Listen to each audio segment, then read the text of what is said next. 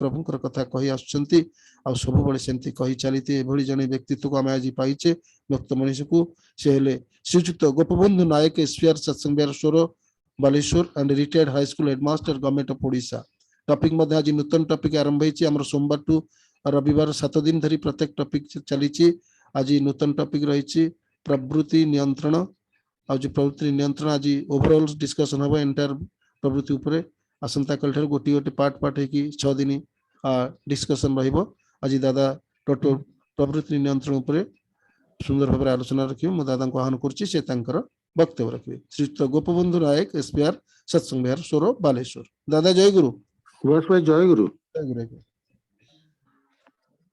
जय गुरु सुभाष भाई आज्ञा जय गुरु वंदे लोक तिलकम सात्वत वार्ता विभूषणम अमर कृत्युत्सारणं प्रबुद्धं लोक जीवनम प्रणय प्रमत्त जाग दीपनं वंदे जीवन जीवनम सत्पुरुषम परम प्रेममय परम दयाल श्री श्री ठाकुर परमाराध्या जगत जननी श्री श्री बड़मा परम पूज्यपाद श्री श्री बड़दा परम पूज्यपाद श्री श्री आचार्य देव ये चतुर्देवंकर चरण कमल रे अनंत कोटि प्रणाम इष्ट परिवार समस्त वरण्य सदस्यंकर चरण अरविंदरे मोर भक्तिपूत प्रणति निवेदन करुछि आजिर आभासी सत्संग वरेण्य संचालक महोदय उक्त सत्संग सहित संयुक्त पूज्य ऋतिक देवता मंडली कर्मी भाई वृंद गुरुभ्राता मंडली कल्याणमयी माँ माने स्नेहर कोनि कोनि पिला माने समस्त को मोर यथायोग्य प्रीति प्रणाम राव जय गुरु अत्यंत आनंदर कथा आज प्रभात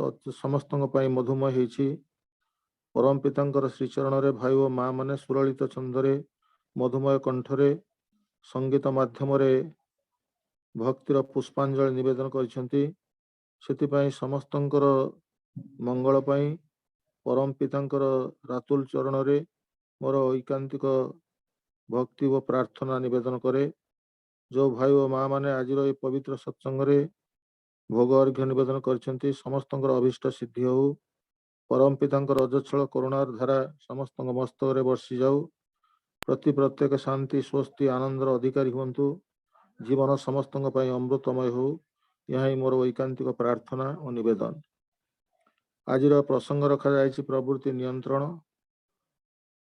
व्यापक विषयटीए या उपरे आलोचना करिवा पई वास्तव रे मोर सेमती दक्षता नाही कारण जे परम पिता परम दयाल श्री श्री ठाकुर तांकर कथा तो अनंत असीम से अनंत पुरुषंकर असीम वार्ता को गोटे क्षुद्र मनुष्यटीए तार सीमित ज्ञान सीमित बुद्धि भितर परिप्रकाश करने को चेष्टा करने एकांत धृष्टता तबे दयाकरी परम पिता तांकर बाणी रे कहिसंती कहिबु बोलिबु भाषण भी देबु सबु समय रे सत्ता धरी जेमन कथा सत्ता बांचे जाने जानिए निटोल करी कहिबु बोलिबु भाषण भी देबु सबु समय रे सत्ता धरी तबे जहा कहबा को हबो से सत्ता पुरुष को अनुसरण करी कहबा पड़िबो जेभली कथारे सत्ताटा बंचिबो जानिकी जणाइबा को पड़िबो निटोल भाव रे प्रकृति रे तांका कथा को किए निटोल भाव रे परिप्रकाश करि परिबो तांका कृपा न हेले तांकर करुणा न हेले तांकर आशीषर बारी धाराटीए बिंदुटीए न पाइले मनीष मुहरे बाक्स्फूर्ति हुए ना तेणु तांकर दया करुणा भितर देगी सब असंभव संभव हो पारे सेइतपई तो कह जायछि मुखं करति वाचालम पंगुलंघ्यति गिरिम जत्कृपा तमहं वंदे परमानंद माधव मुख वाचाल हुए पंगु गिरि लंघि पारे सबु किछि असंभव हुए संभव हुए तांकर दया करुणा भितर देई तबे तांकर दया करुणार पाइबार अंतराय सृष्टि करे मनुष्यर होछि वृत्ति आ प्रवृत्ति ए वृत्ति प्रवृत्ति जे गोटे माया सदृश माया होछि अंधकार जहा माया होछि सिया अंधकार भितरे आमे जेमिति वस्तुर स्वरूप को निरूपण करि पारुना सेही परि भाबरे माया जड़ित हेले प्रवृत्ति विजड़ित हेले मनुष्य वास्तव संबित हरा है जाए तार गोटे उदाहरण आपण मानक सम्मुख रे देबाकू चाहे जे आमे अंधकार पथरे यात्रा करू सेतबे साधारण टे पाळ दौड़टे देखले आमे साप बोली भाबी ताकू जे अंतत भयभीत होइताउ तार कारण हला जे दुईटी कारण जे आमर जो अंधकारटा ए दुईटी कार्य संपादन कला गोटे काम हला जे वस्तुर स्वरूप को जे संगोपन कला बा लुचेई देला आ द्वितीयटी हला जे वस्तुटी को आउ गोटे वस्तु भाव में प्रतिभात कला तेणु ये दुईटी कार्य समापन कला तेणु वस्तुटी जेहेतु पाଳ दौड़ीटा साप भाव में प्रतिभात है पाଳ दौड़ी किंतु से प्रतिभात है साप भाव में तेणु वस्तुर स्वरूपटा लुचिगला आ द्वितीय गोटे वस्तुटा भिन्न भाव में प्रतिभात है तेणु यहाँ है अंधकार काम तेणु माया माया जहाँ अंधकार से अंधकार प्रवृत्ति से भाव में आमको गोटाए जिनसटा को अन्य गोटे भाव में प्रतिभात करे आ वास्तव सत्य जहाँ वस्तुर वास्तव स्वरूप ताहा ही आम मान पाखु जे प्रकृत में संगोपन कर दिए ठीक से भाव में जो मनीषटा प्रवृत्तिर जे अधीन हो जाए से सत्स्वरूप बा वस्तुर वास्तव स्वरूप को जानी पारे ना से आम माने जेतेबेले इष्टंग पथरे चलवा परिवर्ते अनिष्ट पथरे मनीष चले तार एकमात्र कारण होची मनीष तार वृत्ति प्रवृत्तिर ऊर्ध्व को जाई पारे ना एई प्रवृत्ति कहले प्र उपसर्ग वृत्त वृत्त होची विशेष्य विवृत शब्द प्रकृष्ट भाव में जहाँ आम मान को आवृत करके रखी ए प्रकृष्ट भाव में जहाँ आवृत कर रखी तेणु किए आवृत कर रखी ना आमर ये वृत्ति प्रवृत्ति गुड़िक आमको काम क्रोध लोभ मोह मद मात्सर्य एगुड़िक सब आम मान को जे आबद्ध कर रखी एगुड़े आसला कौटू ना एगुड़िक हूँ प्रकृति प्रवृत्ति को कहुए सहजात सहजात कहले जहाँ जन्मरू आम मान सहित जे रही अछि तेणु ये जन्मरू आसला केमिति ना श्री ठाकुर कहते अति दैहिक सत्ता जानी काम कामनार भरे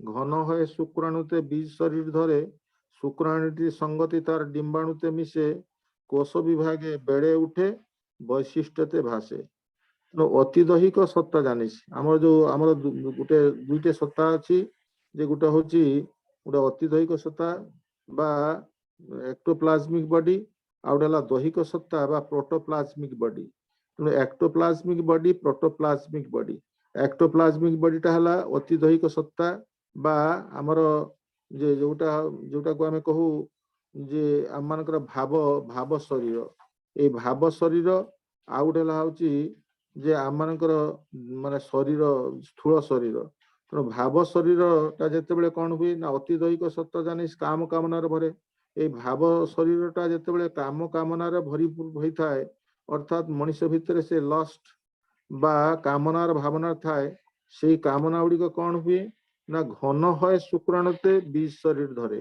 तेणु ता घनीभूत है कि कंडेन्स्ड फॉर्म रे से शुक्र भितर शुक्र कीट भितर बीज शरीर धारण करी बीज कहले मंजी ए मंजी भितर जमी गोटाए वृक्षर समस्त संभावनाटा लुकायित होइकी थाए ठीक से भाव रे एई वृत्ति प्रवृत्ति गुड़िक जेतेबेले शुक्र कीट भितर कंडेन्स्ड फॉर्म रे घनीभूत होइकी शरीर धारण करे तेणु से शुक्राणुटी जो संगति तार डिम्बाणुते मिसे शुक्राणुटा जितेबले डिम्बाणुर आकर्षण रे डिम्बाणु द्वारा आमंत्रित हो जितेबले डिम्बाणु सहित मिश्रित हुए सेतेबले कोष विभाजन फल रे ता बढ़ी उठी तार वैशिष्ट्य रे मध्य प्रतिभात हुए तेणु प्रत्येक मनीष जो वृत्ति प्रवृत्ति प्राप्त होइछि सेगुड़िक तार जन्म काल ही प्राप्त होइछि ताकू कही जे ताकू मागी जाची आनी नाही तार सहजात तार जन्म सहित से आसीछि तेणु से श्री ठाकुर कहले पिता दिए धी शक्ति धातु दिए माँ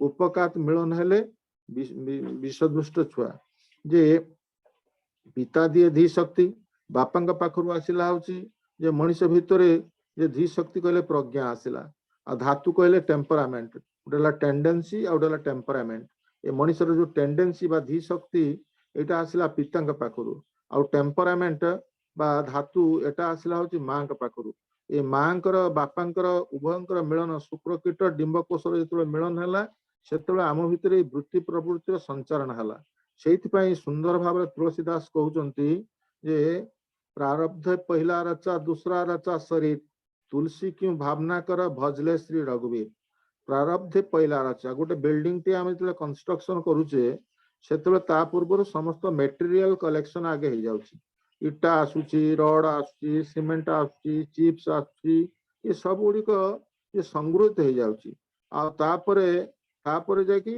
बिल्डिंग रो कंस्ट्रक्शन काम आरंभ होउछि कबीर साहब से संत तुलसीदास से कहउचंती जे प्रारब्ध पहला रचा प्रारब्धटा आमर जो प्रारब्ध कर्म ମୁଁ ପୂର୍ବ ଜନ୍ମରେ ଯୋଉ ଯୋଉ କର୍ମ ଗୁଡିକ କରିଛି ଏଗୁଡିକ ମୋର ଡିଏନଏ ଭିତରେ ତାହା ସଞ୍ଚିତ ହେଇକି ଅଛି।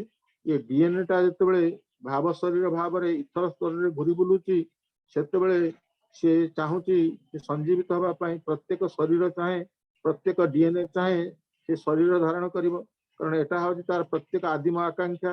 ତେଣୁ ସେ ସତ୍ତାଟି ଚାହେଁ ସେ ସ୍ଥୂଳ ରୂପରେ ଆସି ଏ ବିଶ୍ୱଟାକୁ ଉପଭୋଗ କରିବା ପାଇଁ। ତେଣୁ ଏଟା ହଉଛି ଯେ ଆମମାନଙ୍କର ଗୋଟେ ବାସ୍ତବ ସତ୍ତାର ହଉଛି ଗୋଟେ ବାସ୍ତବ ଚାହିଦା। କାରଣ ଯେପର୍ଯ୍ୟନ୍ତ ଏ ଭାବ ଶରୀରଟା ସ୍ଥୂଳ ଶରୀର ବା ଲିଙ୍ଗ ଶରୀରରେ ପ୍ରବେଶ ନ କରି ପାରିଛି ସେ ପର୍ଯ୍ୟନ୍ତ ତାର ଇଚ୍ଛା ପରିପୂର୍ଣ୍ଣ ହେଇପାରିବ ନାହିଁ। ସେଇଥିପାଇଁ ଶ୍ରୀ ଶ୍ରୀ ରାମଙ୍କର ଯେ ଆମମାନଙ୍କର ଅସ୍ତିତ୍ୱଟା ଚାହେଁ ବିବର୍ଦ୍ଧିତ ହେବା ପାଇଁ। ତେଣୁ ଅସ୍ତିତ୍ୱଟା ଯେତେବେଳେ ବିବର୍ଦ୍ଧିତ ହେବା ପାଇଁ ଚାହିଁବ ସେତେବେଳେ ତାର ବିବର୍ଦ୍ଧନର ଧାରାଟା ହିଁ ହଉଛି ଯେ ଲିଙ୍ଗ ଶରୀର ଭିତରେ ପ୍ରବେଶ କରିବ। ସେଇଥିପାଇଁ ସେ ଶ୍ରୀ ଶ୍ରୀ ଠାକୁର ତାଙ୍କର ଇଂରାଜୀରେ ମାଗ୍ନାରିଟାର ବାଣୀରେ କହୁଛନ୍ତି, becoming is the cry of existence and existence wants to enjoy the universe through it and feels she exists. Do thou welcome the becoming, the appeal move,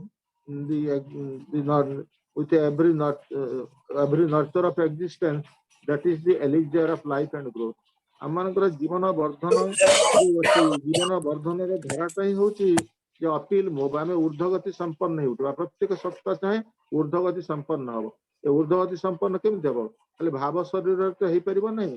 ଭାବ ଶରୀରଟା ଯେତେବେଳେ ଲିଙ୍ଗ ଶରୀରରେ ବା ମାନେ ଦୈହିକ ଶରୀର ଭିତରେ ଯେତେବେଳେ ପରିପ୍ରକାଶିତ ହୁଏ, ପ୍ରବେଶ କରେ, ଦୈହିକ ଶରୀର ଧାରଣ କରେ, ସେତେବେଳେ ଦୈହିକ ଶରୀରର କର୍ମ ଯୋଜନା ଭିତରେ ଦେଇକି ସଂରଚନା ଭିତରେ ଦେଇକି ତା ଅପିଲ ମୁଭ ହୁଏ, nurturing with every nurture of existence।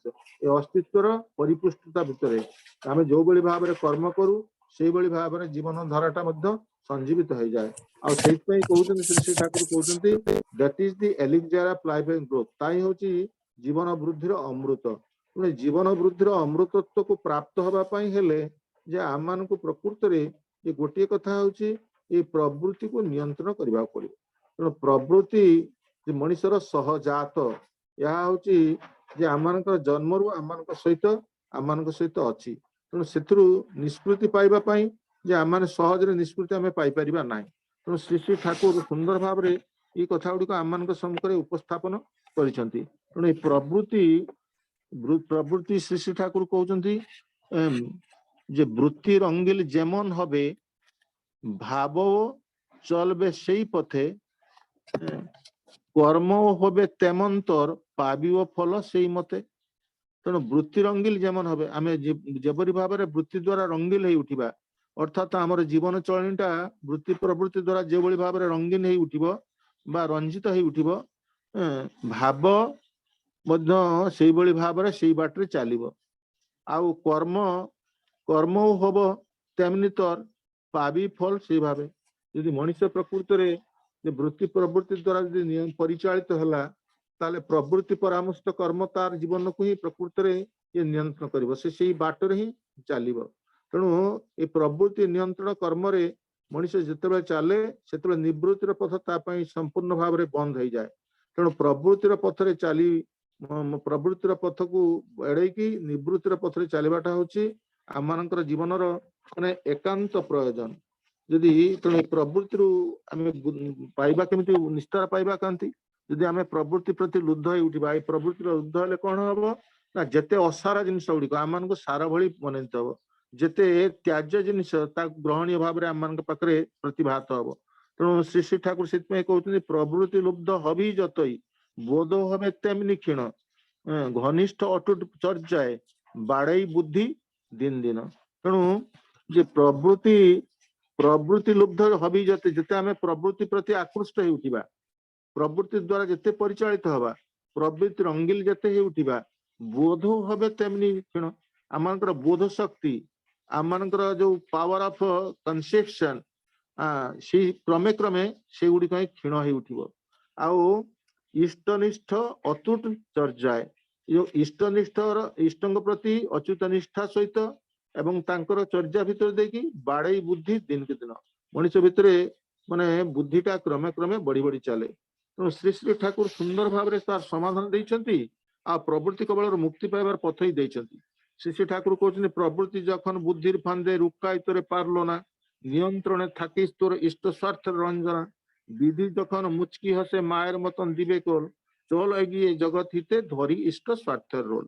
প্রবৃত্তিটা যখন বুদ্ধির ফান্দে, প্রবৃত্তি ভিতরে বুদ্ধি ଅଛି, ହଁ ନାହିଁ ଅଛି, ସଂଶୟ ଅଛି, এই ବୁଦ୍ଧିର ଫାନ୍ଦରେ ଯେତେବେଳେ ପଡିଗଲା, ଏଇ ମନେ କରନ୍ତୁ ଇଷ୍ଟ ପଥରେ ଯିବା ପାଇଁ, ସତ୍ସଙ୍ଗରେ ଯୋଗଦାନ କରିବା ପାଇଁ ଇଚ୍ଛା ଅଛି, ନିମନ୍ତ୍ରଣ ସୁବାସ ଭାଇ ନିମନ୍ତ୍ରଣ କରୁଛନ୍ତି, କିନ୍ତୁ ପ୍ରବୃତ୍ତିଟା ଏମିତି ଭାବରେ ମାନେ ମାନେ ଆମମାନଙ୍କୁ କାବୁ କରିଛି ଯେ ସେଥିରୁ ଆମେ ମୁକୁଳି ପାରୁନ। ପୁରା ଯେ ଇଷ୍ଟ କର୍ମରେ ବ୍ୟାପୃତ ହେଲା ବେଳକୁ, ସତ୍ସଙ୍ଗରେ ଯୋଗଦାନ କଲା ବେଳକୁ କିଏ କହୁଛି ଆରେ ତୁମେ ପୁରା ମାନେ ଯେ ସୋସାଇଟି କି ଯିବ କ୍ଷୀର ନେଇକି, ଏଣେ ବୋହୂ ଆସିକି କହୁଛି ଆଜ୍ଞା ଆପଣ ପୁରା ନାତିକି ନେଇକି ଯିବେ ସ୍କୁଲକୁ ଛାଡିବା ପାଇଁ, ଏ ସବୁ ସତ ତ ଏଗୁଡା ତ ହେଇପାରିନି, ତାହେଲେ ସୁବାସ ଭାଇକି ମନା କରିଦିଏ। ଏଇଟା ହଉଛି ପ୍ରବୃତ୍ତିର ରଙ୍ଗିଲ ଫାନ୍ଦ। ଏଇ ପ୍ରବୃତ୍ତିର ରଙ୍ଗିଲ ଫାନ୍ଦରେ ଆମେ ଯେତେବେଳେ ବନ୍ଧା ପଡିଯାଉ, ସେତେବେଳେ ଆମମାନଙ୍କର ବୁଦ୍ଧି ବୃତ୍ତି ସବୁ କିଛି ହଜିଯାଏ ଏବଂ ବାସ୍ତବତା ଠାରୁ ଆମେ ବହୁତ ଦୂରକୁ ହଜିଯାଉ। ସେଇଠି କିନ୍ତୁ ଯେତେବେଳେ ପ୍ରବୃତ୍ତିଟା ବୁଦ୍ଧିର ଫାନ୍ଦରେ ଆମକୁ ପକେଇ ପାରିଲା ନାହିଁ, ତେଣୁ ଅନେକ ଲୋକ କହନ୍ତି ଆରେ ସତ୍ସଙ୍ଗରେ ଏତେ ସମୟ ବସି କଣ ଗଜର ଗଜର ଡାକୁଛ, ଏଥିରେ କଣ ତମର ମିଳୁଛି? ପ୍ରକୃତରେ ଲୋକ ଭାବିବ ପ୍ରକୃତରେ ସତ୍ସଙ୍ଗରେ ମିଶିବା ଦ୍ୱାରା, ସତ୍ସଙ୍ଗରେ ଆଲୋଚନା ଶ୍ରବଣ କରିବା ଦ୍ୱାରା ପ୍ରକୃତରେ ତ ଫାଇଦା କିଛି ହଉନି। ଅନେକ ବୁଦ୍ଧିଜୀବୀ ଲୋକମାନେ ଆଜ୍ଞା ଆପଣ ମାନେ ସତ୍ସଙ୍ଗରେ ବସି କଣ କରୁଛନ୍ତି, ଏଥିରୁ ପାଉଛନ୍ତି କଣ? ଯଦି ଗୋଟେ ଘଣ୍ଟା ଯଦି ଆମେ ଓକିଲ ମାନେ ଯଦି ଗୋଟେ ଘଣ୍ଟା କାହା ସହିତ ଯଦି କଥାବାର୍ତ୍ତା କରୁଛୁ, ଆମର ଘଣ୍ଟା ଅନୁସାରେ ପଇସା, ଆମର ପ୍ରତି ଘଣ୍ଟା ଗୋଟେ ଘଣ୍ଟା କଥା କଲେ ଆମର 1000 ଟଙ୍କା ହଉଛି, ଆମେ କ୍ଲାଏଣ୍ଟ ପାଖରୁ ଫିସ୍ ଆଦାୟ କରୁଛୁ। ଆପଣ କଣ ପାଉଛନ୍ତି? ଏ ପ୍ରକୃତରେ ଏଇଟା ହଉଛି ବୁଦ୍ଧିର କଥାଟା। ତେଣୁ ଆମେ ବୁଦ୍ଧିର କଥାଟାକୁ ଆମେ ସଦାବେଳେ ଯେତେବେଳେ ଫାନ୍ଦରେ ପଡିଗଲେ, ସେତେବେଳେ ଆମମାନଙ୍କ ଜୀବନର ସବୁ କିଛି ଚାଲିଗଲା। ଯେମିତି କଣ ହୁଏ ନା ମୂଳଧନ ସହିତ ସବୁ ଚାଲିଯିବ। ଯେମିତି ଗୋଟେ ଲୋକଟେ ଯାଇଛି ଦୋକାନକୁ ଯାଇଛି, ଯେ ସେ ସବୁ ସମୟରେ ଦୋକାନୀ ପାଖରୁ ଜିନିଷ ଆଣିଲେ ଟିକେ ଲାଭ ଆଣେ, କେତେବେଳେ ଗୁଆ ଖଣ୍ଡେ, କେତେବେଳେ ମିଶ୍ରି ଖଣ୍ଡେ, କେତେବେଳେ ଚାହା ଟିକେ ଏମିତି ନେଇ ଆସେ ମାଗିକି।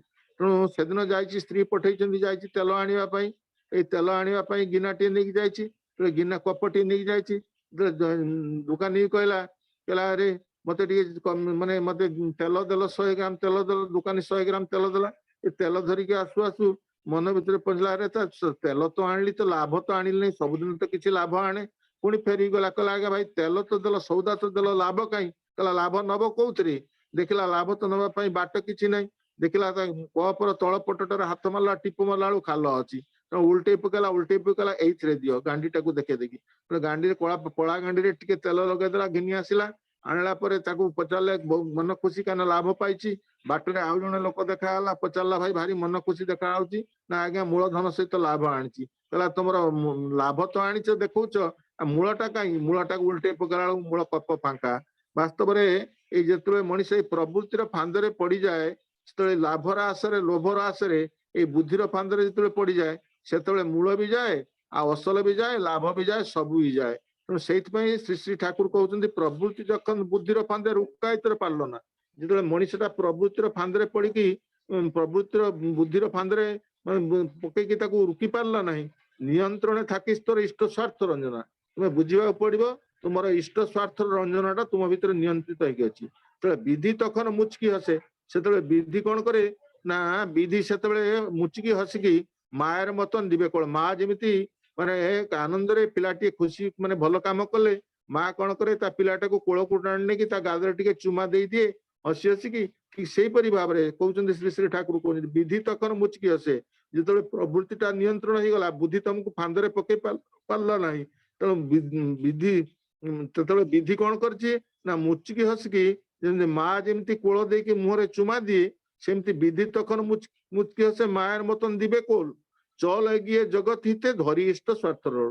ତେଣୁ ଇଷ୍ଟ ସ୍ୱାର୍ଥର ରୋଳକୁ ଧରିକି ଆମମାନଙ୍କୁ ଚାଲିବାକୁ ପଡିବ, ତା ନହେଲେ ପ୍ରବୃତ୍ତିର ନିୟନ୍ତ୍ରଣ ହେଇପାରିବ ନାହିଁ। ତେଣୁ ପ୍ରବୃତ୍ତି ତ ପ୍ରଭାବ ଆନେ, ସକ୍ରିୟତା ଯେମন চর্যা নিপুণ বর্ধনাতে সর্জনা তার তেমনি। প্রবৃত্তি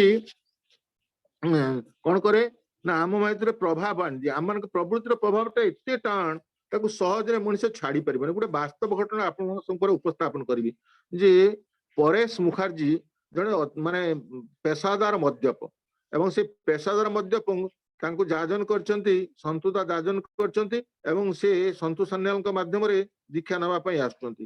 ଦୀକ୍ଷା ନେବା ପାଇଁ ଆସୁଛନ୍ତି, ଗାଧେଇକି ଯାଇ ତୁ ଗାଧେଇକି ଆ, ଏବଂ ଯେତେବେଳେ ଯାଇଛନ୍ତି ସ୍ନାନ ସାରିକି ଆସୁଛନ୍ତି, ସ୍ନାନ ସାରିକି ଆସିଲା ବେଳେ ବାଟରେ ପଡିଲା ହଉଛି ଗୋଟେ ମଦ ଭାଟି ପଡିଲା। ମଦ ଭାଟି ପଡିଲା, ସେ ମଦ ଭାଟିରୁ କହିଲା ଆରେ ଆଉ ତ ଦୀକ୍ଷା ନେଲେ ଆଉ ମଦ ଖାଇପାରିବି କି ନାହିଁ, ସେଇଥିପାଇଁ ପ୍ରବୃତ୍ତିଟା ପୁଣି ତା ଭିତରେ ମୁଣ୍ଡରେ ଉଙ୍କି ମାରିଲା, କହିଲା ପେଟେ ପିଇ ଦେଇଯିବି, ପେଟେ ପିଇ ଦେଇକି ଏକଦମ ମାନେ ପୁରା ଟାଙ୍କି ଫୁଲ କରିକି ମାନେ ଚାଲି ଆସିଲା, ଆସିକି ବସିଲା ଦୀକ୍ଷା ନେବା ପାଇଁ। ଯାହା ଦୀକ୍ଷା ତ ନେଲା, ଦୀକ୍ଷା ନେଲା ପରେ ଶ୍ରୀ ଶ୍ରୀ ଠାକୁରଙ୍କ ପାଖକୁ ଆସିଲା ଯେତେବେଳେ ଠାକୁର ତାକୁ କଣ କରନ୍ତି, କାମର ଚାପରେ ଅନେକ ସମୟରେ ଦିଅନ୍ତି, କିନ୍ତୁ ତା ଭିତରେ ତାର ପ୍ରବୃତ୍ତିଟା ଏମିତି ଭାବରେ ତା ଭିତରେ ଉଙ୍କି ମାରେ, ସେତେବେଳେ ସେ ମଝିରେ ମଝିରେ ଖସି ଯାଇକି ପିଇ ଦେଇକି ଚାଲି ଆସେ। କଥାଟା ମଧ୍ୟ ଶ୍ରୀ ଶ୍ରୀ ଠାକୁରଙ୍କ କାନରେ ବି ପଡିଲା, କାନରେ ପଡିଲା। ଶ୍ରୀ ଶ୍ରୀ ଠାକୁର ତାକୁ ଦିନେ ଡାକି କହିଲେ, এই পরেশ তুই আমাকে একদিন হান্টলি পামার বিস্কুট আনি দিতে পারবি? সেତେବେଳେ ସେ କହିଲା ହଁ ଆଣିକି ଦବ ବୋଲି କହିଲା। ଭାବିଲା ହାଣ୍ଟଲି ପାମାର ବିସ୍କୁଟଟା ସହଜରେ ତାକୁ ପ୍ରାପ୍ତ ହେଇଯିବ, କିନ୍ତୁ ଦେଓଘର ପାଖରୁ ଆରମ୍ଭ କରି ଚାରିଆଡେ ଖୁରି ସେ ଆଉ ପାଇଲାନି। ଶେଷରେ ଭାବିଲା କଲିକତାରେ ନିଶ୍ଚୟ ପାଇଯିବ। କଲିକତାର ପ୍ରତି ବଜାରର ଗଳି କନ୍ଦିରେ ଖୋଜିଲା, ତା ବି 6 ଦିନ ଘୁରି ସାରିଲା ପରେ ତଥାପି ତ ପାଇଲାନି। ସପ୍ତମ ଦିନ ହାଉଡା ବ୍ରିଜ ଉପରେ ଛିଡା ହେଇଛି, ମାନେ ଏକଦମ ନିରାଶ ବିଷଣ୍ଣ ମନୋଭାବ। ତେଣୁ କାରଣ ଠାକୁରଙ୍କର କଥା ମୁତାବକ ହାଣ୍ଟଲି ପାମାର ବିସ୍କୁଟଟା ଏପର୍ଯ୍ୟନ୍ତ ଦେଇପାରିଲା ନାହିଁ।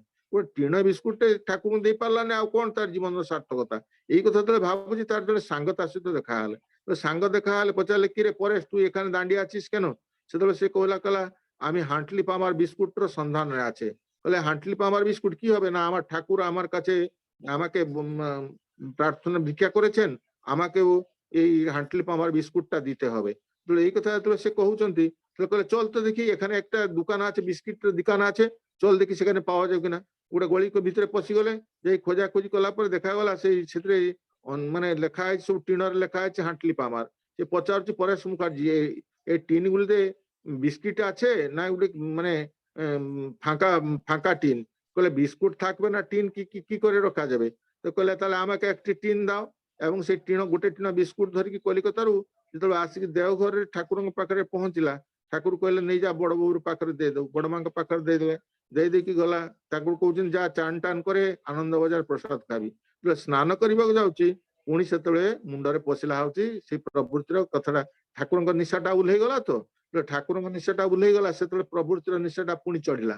ସେତେବେଳେ ସେ ଭାବୁଛି, କହିଲା ମୁଁ 7 ଦିନ ତ ଏଇ ଯୋଉ ଘୁରୁଥିଲି ଠାକୁରଙ୍କ ପାଇଁ, ଏଇ ଠାକୁରଙ୍କ ପାଇଁ ଘୁରିବା ଭିତରେ ଏଇ ପ୍ରବୃତ୍ତିର ନିଶାଟା ମୋ ଭିତରେ ତ ମାନେ ସବାର ହେଇ ନଥିଲା। ଏଇ ଯେତେବେଳେ ମାନେ ବ୍ୟକ୍ତିଗତ କର୍ମରେ ଯେତେବେଳେ ଆସିକି ପହଞ୍ଚିଗଲି, ସେତେବେଳେ ଠାକୁର ନିଶାଟା ମୋ ଉପରେ ସବାର ହେଲା। ତେଣୁ ସେଉଠି ସେ ଶପଥ କଲା ଯେ ପ୍ରତି ମୁହୂର୍ତ୍ତରେ ଇଷ୍ଟ କର୍ମରେ ବ୍ୟାପୃତ ରହିବ। ତେଣୁ ଇଷ୍ଟ କର୍ମରେ ବ୍ୟାପୃତ ରହିବା ଭିତରୁ ଦେଖି ପ୍ରତ୍ୟେକ ମଣିଷ ଯେ ପ୍ରକୃତରେ ଯେ ଯେ ଯେ ଆମମାନଙ୍କୁ ମାନେ ତାର ଇଷ୍ଟ କର୍ମରେ ବ୍ୟାପୃତ ରହିବା ଭିତରୁ ଦେଖି ପ୍ରତ୍ୟେକ ମଣିଷ ଏ ପ୍ରବୃତ୍ତିକୁ ନିୟନ୍ତ୍ରିତ କରିପାରେ। ତେଣୁ ପ୍ରବୃତ୍ତି ତୋର যাই থাকুক না, সৎ নিয়ন্ত্রণ না হলে সত্তাকে সে ফেলবে খেয়ে, মরবি ভয় তার ফলে। ତେଣୁ ସତ୍ତାଟାକୁ କଣ କରେ ନା, ଏଇ যে প্রবৃত্তি গুড়াক টুকরা টুকরা করে খাইযায়। শ্রী ঠাকুর কହୁଛନ୍ତି বৃত্তিগুলো সত্তাটাকে টুকরো করে চিবিয়ে খায়, প্রেষ্ঠ প্রাণ হলেই কিন্তু বশবতে রিয়াতি পায়। ତେଣୁ ମାନେ ବୃତ୍ତି ଗୁଡାକ ସତ୍ତାଟାକୁ କଣ କରେ ନା, ଟୁକୁରା ଟୁକୁରା କରିକି, ଯେମିତି କୁକୁର ବିଲାଇ ଆଉ ସିଂହ ବାଘ ଏମାନେ କଣ କରନ୍ତି ନା, ଯୋଉ ତାଙ୍କର ଯୋଉ ମାନେ ଯାହାକୁ ଶିକାର କରନ୍ତି, ତାକୁ ସେମାନେ ତାଙ୍କର ମୁହଁରେ ଟିକରା ଟିକରା କରି ଟୁକୁରୁ ଟୁକୁରୁ କରିକି ତାକୁ ମାନେ ଖଣ୍ଡ ଖଣ୍ଡ କରିକି ତାକୁ ଗିଳି ପକାନ୍ତି। ଠିକ ସେଇପରି ଭାବରେ ଏଇ ପ୍ରବୃତ୍ତି ଗୁଡା କଣ କରେ ନା, ଆମର ଜୀବନର ଆମର ସତ୍ତାର ପ୍ରତିଟିକୁ ସତ୍ତାର ପ୍ରତିଟି ଅଂଶଟାକୁ ସେ କଣ କରେ, ଟୁକୁରା ଟୁକୁରା କରି ନଷ୍ଟ କରିଦିଏ। ଆମମାନଙ୍କର ଜୀବନର ଯୋଉ ବ୍ୟକ୍ତିତ୍ୱ ଅଛି, ଯୋଉ ସତ୍ତାର ଜୀବନ ବର୍ଦ୍ଧନ ଧାରା ଅଛି, ତା କ୍ରମେ କ୍ରମେ ନିଷ୍ପ୍ରଭ ହେଇଯାଏ। ସେଇଥିପାଇଁ ଶ୍ରୀ ଶ୍ରୀ ଠାକୁର କହୁଛନ୍ତି যে প্রবৃত্তি গুলি সত্তাটাকে টুকরো করে চিবিয়ে খায়, প্রেষ্ঠ প্রাণ হলে কিন্তু এসব হতে রিহাতি পায়। যদি প্রেষ্ঠ প্রাণ যায়, ইষ্ট প্রাণ हुए মଣିষ, এসব হাতରୁ যে প্রকৃତରେ রিহাতি পায়। ଶ୍ରୀ ଶ୍ରୀ ବରମ ପୂଜ୍ୟପା ଶ୍ରୀ ଶ୍ରୀ ବଡଦାଙ୍କ ପାଖରେ ଜଣେ ଭାଇ ଆସି নিবেদন কলে, কলে আমার যদি বৃত্তি প্রবৃত্তি গুলো না থাকতো, তাহলে আমি ইষ্টর দিকে যাওয়ার কোন মানে অসুবিধা হতো না। এই বৃত্তি প্রবৃত্তি গুলো আমাকে কাবু করে এমন রাখছে যে তা থেকে আমি রিহাই পায় না। তবে শ্রী শ্রী ঠাকুর সেদিন শ্রী শ্রী বড়দা তাଙ୍କୁ কହୁଛନ୍ତି দাদা একটু কথা, আমি একটা কথা বলবো, আপনি শুনবেন? সেতুলে শ্রী শ্রী বড়দা পাখে প্রণাম নিবেদন, সেই ভাই জনক কହୁଛନ୍ତି দাদা আপনি বলুন। পরম পূজ্যপা শ্রী শ্রী বড়দা কହୁଛନ୍ତି, ধরুন আপনি একটা রাস্তায় চলছেন, এই রাস্তার প্রান্তে একটা জলাশয় আছেন, সেই জলাশয়ে আপনি দেখলেন কতগুলি শ্বেত পদ্ম ফুটছে, আর এগুলি খুব সুন্দর দেখা যাচ্ছে। আপনি যখন দেখলেন এই শ্বেত পদ্মগুলিকে, আপনি আকর্ষিত হয়ে ভাবলেন এই শ্বেত পদ্মগুলি যদি আমি কুড়িয়ে নেই আর যদি ঠাকুরের চরণে যদি আমি নিবেদন করি, ঠাকুর তুষ্ট হবে, আমাকেও খুব ভালো লাগবে। ওই জন্য আপনি এই জলাশয়ে প্রবেশ করে এই কতগুলি যে শ্বেতপদ্ম ছিল তাকে আপনি কি করলেন, তাকে আপনি তুলে নিয়ে আসলেন, ঠাকুরের চরণে দিলেন। পরম পূজ্যপাদ শ্রী শ্রী বড়দা প্রশ্ন করুଛନ୍ତି আপনি তো এই শ্বেতপদ্ম গুলিকের জন্য আপনি লোভ করলেন, এই লোভটা কি খারাপ নাকি? সে দাদা কହୁଛନ୍ତି ঠাকুর দাদা যে ওইটা খারাপ নয়। খারাপ নয় কেন না, ইষ্টার্থে ওইটা যেতে যখন মানে মানে নিবেদিত হয়েছে তা কোনো খারাপ নয়। তবে পরম পূজ্যপাদ শ্রী শ্রী বড়দা কହୁଛନ୍ତି যখন বৃত্তি প্রবৃত্তি গুলো ইষ্ট কার্যে রত থাকে তাহলে তাই সেইগুলিকেই যে বাস্তবে কি আনন্দ এবং যে উন্নত মুখর করে তোলে। ତେଣୁ ସେଥିପାଇଁ କହୁଛନ୍ତି ଯେ ପରମ ପୂଜ୍ୟପାଦ ଶ୍ରୀ ଶ୍ରୀ ବଡ଼ଦା କହୁଛନ୍ତି ପ୍ରବୃତ୍ତି ଗୁଡିକ ଯେତେବେଳେ ଇଷ୍ଟ କର୍ମରେ ନିୟନ୍ତ୍ରଣରେ ଥାଏ, ଇଷ୍ଟ କର୍ମରେ ନିମଜ୍ଜିତ ଥାଏ, ଇଷ୍ଟ କର୍ମରେ ବ୍ୟାପୃତ ଥାଏ, ସେତେବେଳେ ମଣିଷ ପ୍ରକୃତରେ ଯେ ଅନନ୍ତ ଶାନ୍ତିର ଅଧିକାରୀ ହୁଏ, ଅନନ୍ତ ସୁଖର ଅଧିକାରୀ ହୁଏ। ଆଉ ପରମ ପୂଜ୍ୟପାଦ ଶ୍ରୀ ଶ୍ରୀ ବଡ଼ଦା ଉଦାହରଣ ଦେଇ କହୁଛନ୍ତି ଯେ ହନୁମାନର ଜୀବନର କଥା ପରମ ପୂଜ୍ୟପାଦ ଶ୍ରୀ ଶ୍ରୀ ବଡ଼ଦା କହୁଛନ୍ତି একদিন যে হনুমান দেখলা যে মা সীতা ঠাকুরানী তার মানে মাথায় সিন্দুর পরেছেন। তিনি জিজ্ঞেস করলেন মা ঠাকুরানীকে, আপনি সিন্দুর পরেছেন কেন? মা ঠাকুরানী বললেন, এই সিন্দুর পরলে স্বামীর মঙ্গল হয়। তা পরদিন দেখা গেল এই যে হনুমান তার সারা গায়ে সিন্দুর মাখে আসি প্রভু শ্রীরামকে প্রণাম করেছেন এবং প্রভু শ্রীরাম হাসি মুখে তাকে জিজ্ঞেস করলেন, এই সারা গায়ে হনুমান তুমি সারা গায়ে কেন এই সিন্দুর মাখেছেন? সেতবে তখন তিনি বললেন মা ঠাকুরানী বললেন, এই সিন্দুর পরলে স্বামীর মঙ্গল হয়, আপনি তো আমার জীবনের স্বামী, ওই জন্য আমি সারা গায়ে সিন্দুরটা মাখিয়ে আসছি। তখন তার এই প্রভু ভক্তিতে তুষ্ট হয় পরম পুরুষ শ্রীরাম তাকে বলেছিলেন, তুই শুধু ভক্ত নয়, তোর এই যে নিরবলি যে ভক্তি ও সাধনা আমাকে এমন তৃপ্তি করেছে, তুমি ভগবান রূপেই কলিযুগে পূজিত হবে। তোমার এই সিন্দুর মাখা রূপটা ହିଁ সর্বত্র ହିଁ পূজিত হবে। ଆଉ পরম পূজ্যপাদ শ্রী শ্রী বড়দা বলেছেন কହୁଛନ୍ତି তো সেই দিন থেকেই এই হনুমানের এই সিন্দুর মাখা রূপটাই আজ পর্যন্তই পূজিত হয়। আজ তিনি ভক্ত কিন্তু ভগবান রূপে সর্বত্র ହିଁ পূজিত হয়। বাস্তବରେ ଯେତେବେଳେ ମଣିଷ এই তার সমস্ত বৃত্তি প্রবৃত্তিକୁ ইষ্টার্থরে বিনিয়োগ করে সেই ভক্ত ହିଁ ପ୍ରକୃତରେ ଦେବତ୍ୱ ହିଁ ପ୍ରାପ୍ତି ହେଇଯାଏ। ତେଣୁ ସେଇଥିପାଇଁ ଯେ ପ୍ରକୃତରେ ଆମମାନଙ୍କୁ ইষ্ট নিশার বিভোর টানে স্বাস্থ্যর বিধি পালবি রে, ভালো যা কিছু আসবে মানে তখন তুই করবি রে, জোগাড় করি ইষ্টভূতি ইষ্টে কর নিবেদন। তেণু ধর্ম পাবি অর্থ পাবি তাকে বলে আর্যায়ন। যে প্রকৃତରେ এই ଯୋଉ যে আমার যেତେବେଳେ এই বৃত্তি প্রবৃত্তির নিঃসারু মানে উদ্ধত গতিକି ଯାଇକି ମଣିଷ ଯେତେବେଳେ ଇଷ୍ଟ ନିଶାର ବିଭୋର ଟାଣରେ ଯେତେବେଳେ ତାର ସ୍ୱାସ୍ଥ୍ୟର ବିଧିକୁ ପରିପାଳନ କରିବ, ତାର ମାନସିକ ସ୍ୱାସ୍ଥ୍ୟ ଶାରୀରିକ ସ୍ୱାସ୍ଥ୍ୟକୁ ଅତୁଟ ରଖିବ, ତେଣୁ ସେତେବେଳେ କଣ ହବ ନା ମଣିଷର ଜୀବନଟା ପ୍ରକୃତରେ ଅମୃତମୟ ହେଇଯିବ। এই ଅମୃତମୟ ଜୀବନର ଅଧିକାରୀ ହେବା ପାଇଁ ହେଲେ ଆମମାନଙ୍କୁ ଇଷ୍ଟ ସ୍ୱାର୍ଥ ହେବାକୁ ପଡିବ, ତାହା ନହେଲେ এই ପ୍ରବୃତ୍ତି ଆମମାନଙ୍କୁ ତାର ଯୋଉ ରଙ୍ଗିଲ ଫାନ୍ଦରେ ଆମମାନଙ୍କୁ ପକେଇକି ଏମିତି ଭାବରେ ନାଜାହାଲ କରିବ ତାର ଠିକଣା ନାହିଁ। ସେଇଥିପାଇଁ ଶ୍ରୀ ଶ୍ରୀ ଠାକୁର କହୁଛନ୍ତି ଯେ ପ୍ରବୃତ୍ତି ଯେ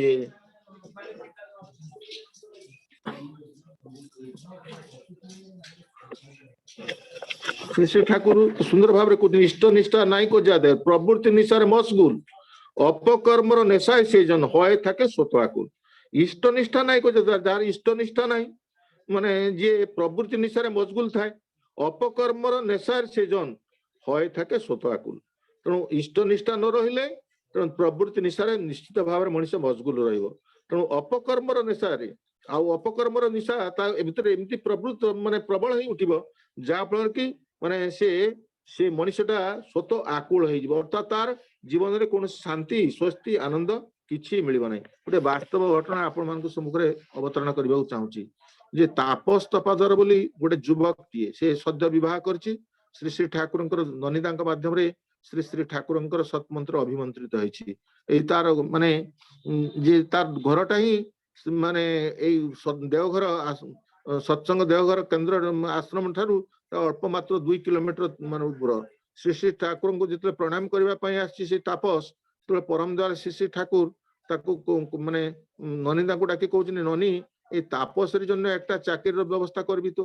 ননিদা যাইଛନ୍ତି ଏବଂ ନନିନ୍ଦ ଯାଇ ଟାଟା କମ୍ପାନୀରେ ତା ପାଇଁ ଗୋଟେ ଚାକିରିର ବ୍ୟବସ୍ଥା କରି ଶ୍ରୀ ଶ୍ରୀ ଠାକୁରଙ୍କୁ ଟ୍ରଙ୍କ କଲ୍ ମାଧ୍ୟମରେ ଖବର ଦେଇଛନ୍ତି।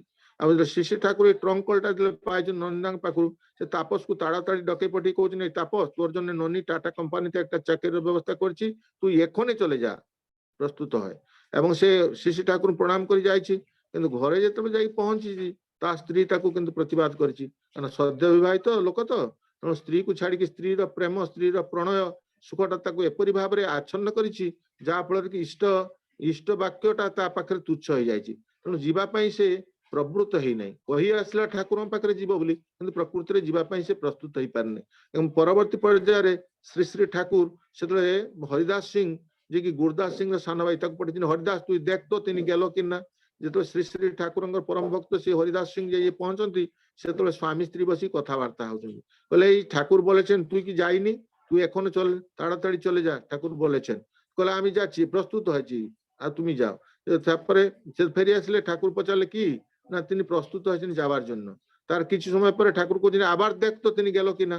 তারপরে পুଣି ଯାଇକି ଯେତେବେଳେ ପହଞ୍ଚି সে তাপসর দেখা মিললানি, তা স্ত্রী বাহারি আসি କହିଲା আপনি আসলেন কেন, তিনি তো স্টেশন চলে গেছেন।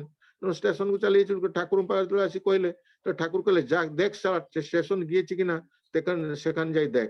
এবং সেତେବେଳେ ଯାଇକି ଦେଖିଲା ଷ୍ଟେସନରେ ଖୋଜାଖୋଜି କଲା, ଦେଖିଲା ପାଇଲେ ନାହିଁ। ହରିଦାସ ସିଂ ଫେରି ଆସି କହିଲା ଠାକୁର আমি পেলাম না। ସେତେବେଳକୁ ରାତି 8ଟା ହେଇଯାଇଛି। ଶ୍ରୀ ଶ୍ରୀ ଠାକୁର ବିଷଣ୍ଣ ହେଇ ବସିଲେ। ତାପରେ ଏଇ ଯେ ଆଶୁ ଜୋୟାରଦାରଙ୍କର ଦୁଇଟା ପୁଅ, ଯିଏ ଆଲୋ ଜୋୟାରଦାର ଆଉ ନୀଲୁ ଜୋୟାରଦାର, ଯୋଉ ଜଣଙ୍କର ବୟସ 8 ବର୍ଷ, ଜଣଙ୍କର ବୟସ ହଉଛି 10 ବର୍ଷ, ଏ ଦିଟା ଛୁଆଙ୍କୁ ଡାକିକି ଠାକୁର ଗୋଟେ ସାଇକେଲ ବ୍ୟବସ୍ଥା କରି ଗୋଟେ ଟର୍ଚ ଦେଇ କହିଲେ, এই তোমরা দুইজন এই তাপসের বাড়িতে যাব, আর তার তাপসরে যে কবাটটা যে বন্ধ আছে, এই কবাটে তুমি ঠক ঠক ঠক ঠক আওয়াজ করবো। যখন তাপসের স্ত্রীটা বেরিয়ে আসে, এই দ্বারের মানে দু হাতে দিয়ে যখন দাঁড়াবে, তখন তুমি দুজন তার দুই হাতের বাহুর তলে মানে ঢুকে যাবে। আর তার বাড়িতে যে খট আছে, যে পলঙ্ক আছে, যে আলমিরা আছে, তার পিছনে খটর নিচে, আর তার যে মানে যে রান্নাঘর, আর তার সঙ্গে তার মানে পানি যে শৌচালয়, সবকিছু তন্ন তন্ন করে দেখবে কোথায় তিনি ছিপিয়ে আছেন। শ্রী শ্রী ঠাকুর তো তিনি জানেন, সবকিছু জানেন। ତେଣୁ ତାକୁ ପଠେଇଲେ। ପିଲା ଦିଟା ସେଇଭଳି ଭାବରେ ସେ ଅନ୍ଧାର ରାତିରେ, ରାତି 9ଟା ବେଳେ ଯାଇକି ପହଞ୍ଚିଲେ ତା ଘରେ। ଯାଇକି ଯେତେବେଳେ ତାପସ ଘରେ ଠକ୍ ଠକ୍ ଠକ୍ ଠକ୍ କରନ୍ତି, ତା ସ୍ତ୍ରୀ ବାହାରି ଆସିଲା। ଠାକୁର ଯେମିତି କହିଥିଲେ ଠିକ ସେମିତି ଢଙ୍ଗରେ ମାନେ ହାତ ଦୁଇଟାକୁ ଦେଇକି କବାଟ, କାଳେ ପିଲା ଦିଟା ଘର ଭିତରେ ପଶିଯିବେ, ସେଇଥିପାଇଁ ସେ କଣ କରିଛନ୍ତି, ହାତ ଦିଟାକୁ ଦେଇକି ଛିଡା ହେଲା। ହାତ ଦିଟାକୁ ଦେଇକି ଯେତେବେଳେ ଛିଡା ହେଲା, ଏ ପିଲା ଦିଟା ଠାକୁରଙ୍କର ନିର୍ଦ୍ଦେଶ ମୁତାବକ ତା ଦୁଇ ବାହୁ ତଳେ, ମାନେ ଏପଟରେ ଜଣେ ସେପଟରେ ଜଣେ ଖସ କିନା ତା ଭିତରୁ ପଶିଗଲେ। ପଶି ଯାଇକି ତା ଖଟ ତଳ ପାଖରୁ ଆରମ୍ଭ କରି ଆଲମାରି ପଛ ଏବଂ ରୋଷେଇ ଘର, ପାଇଖାନା, ସବୁ ଜାଗା ମାନେ ତନ୍ନ ତନ୍ନ କରି ଖୋଜିଲେ, କିନ୍ତୁ ପାଇଲେ ନାହିଁ। 9:30 ପରେ ଆସି ଶ୍ରୀ ଠାକୁରଙ୍କୁ କହନ୍ତି, ଠାକୁର ଆମେ পেলাম না। ଠାକୁରଙ୍କ ଆଖିରେ ଦୁଇଟି ପା ଲୁହ ଝରି ପଡିଲା। ଲୁହ ଝରି ପଡିଲା, ସେତେବେଳେ ଶ୍ରୀ ଶ୍ରୀ ଠାକୁର ତାପରେ ଭୋଗ ଗ୍ରହଣ କଲେ, ଶୋଇବାକୁ ଯାଇଛନ୍ତି। ପରଦିନ ସକାଳେ ଦେଖାଗଲା, ତାପସର ସ୍ତ୍ରୀଟା ଆସି ହାଉ ହାଉ କରି କାନ୍ଦୁଛି। ଠାକୁରଙ୍କ ପାଖରେ କାନ୍ଦି কান্দি কହୁছি, ঠাকুর আমি অভাগিনী, আমি দুর্ভাগিনী, আমি প্রবৃত্তির নিশায় মশগুল হয়ে আমার স্বামীকে আমি যেতে দিলাম না। তিনিও আমার কথায় সম্মত হয়ে ছিপিয়ে গেলেন। আমি যখন আপনি রাতে 9টার সময় এই দুটো ছেলেকে পাঠিয়েছিলেন, আমি যখন তিনি কবাট ঠক ঠক করলেন, আমি বুঝতে পারলাম যে আপনি কাকেও পাঠিয়েছেন। ওই জন্য আমি তাকে বললেন যে তুমি যাও, একটা খেজুর গাছের নিচে মানে পিছনে তুমি লুকিয়ে যাও অন্ধকারে। তিনি এই খেজুর গাছের পিছনে মানে লুকিয়েছিলেন। আর অন্ধকার রাত্রিতে সর্পদংশনে তার মৃত্যু হয়েছে। ঠাকুর আমি অভাগিনী, আমি আমি আমি প্রবৃত্তির নিশায় আমি রঙ্গিল হয়েছিলাম, আমার স্বামীর জীবনটাকে আমি হারিয়ে ফেলেছি। আপনি যে দয়াময়, আপনি দয়া করে আমার স্বামীর জীবনটা আমাকে ফিরিয়ে দেন। শ্রী শ্রী ঠাকুর সেদিন সজল নন্দনে কହୁଛନ୍ତି, মা যে আর পারে চলে যায় তিনি আর ফেরিতে আসতে পারে না, কিন্তু তুমি তোমার মানে গর্ভে যে নতুন তাপস আসছে তার জন্য তুমি চেষ্টা করো। বাস্তবিক ଏ ହଉଛନ୍ତି ପରମ ପ୍ରେମମୟ ଶ୍ରୀ ଶ୍ରୀ ଠାକୁର। ସେ ଜାଣିଛନ୍ତି ଆମର ଇହକାଳ ପରିକାଳ, ଜାଣିଛନ୍ତି ଆମମାନଙ୍କର ଅନ୍ତର୍ନିହିତ ସତ୍ତାର ସବୁ ବିକୃତିକୁ ଜାଣିଛନ୍ତି। ଯେତେବେଳେ ମଣିଷ ତାଙ୍କ ସହିତ ଯୁକ୍ତ ହୁଏ, ଆମର ପ୍ରବୃତ୍ତିର ନିୟନ୍ତ୍ରଣ ହୁଏ। ସେଇଥିପାଇଁ ଯେ ଆମମାନଙ୍କୁ ଜୀବନରେ ସେ ଇଷ୍ଟଙ୍କୁ ନେଇ ଚାଲିବାକୁ ପଡିବ।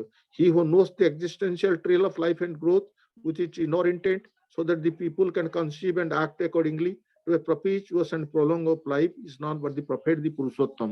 ସେଇ ହଉଛନ୍ତି prophet ବା ପୁରୁଷୋତ୍ତମ।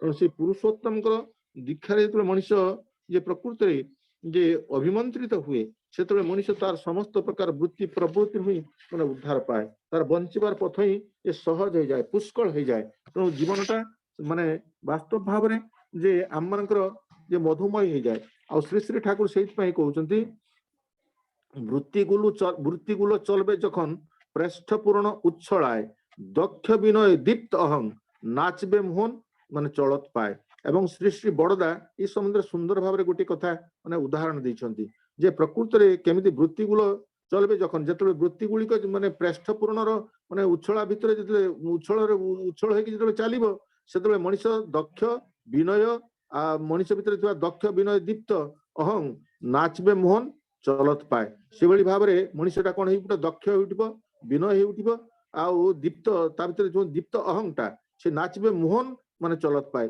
से मोहन भंगी नाचवा को आरंभ कर अर्थात से अहंटा आमको काबू कर से आम दीप्तिमंत कर तोड़ कारण श्री श्री ठाकुर से कहते जदि कहूच तुम्हें कह मु परम पितार संतान जो अहंकार करने हुए तुम्हें कह मु परम पितार संतान वास्तव में यही प्रकार भाव में आम भाविया को पड़ो मनुष्य अहंग उपर जे पेसिव निरहंकार रही पारे सेते ही मंगल तेणु ये अहंग उपर पेसिव रहा सर्वप्रथम आम माने इष्ट निष्ठा आम मानू प्रतुल होगी चलवा पड़ो तेणु वृत्तिगुलो चलबे जखन प्रेष्ठपूर्ण उच्छलाय दक्ष विनय दीप्त अहं नाचबे मोहन चलत पाए तेणु श्री श्री ठाकुर कहते जो शैलन भट्टाचार्य जो आस श्री श्री ठाकुर पाखक जी कि होती जे रूपश्री नाट्य संस्थार जी होती निर्देशक तो श्री श्री ठाकुर पाखक आसो श्री श्री ठाकुर सहित परिचित कर दि जाए कहुई जड़े हूँ रूपश्री नाट्य संस्थार होती जे ये हूँ निर्देशक श्री श्री ठाकुर सहित बहुत कथा है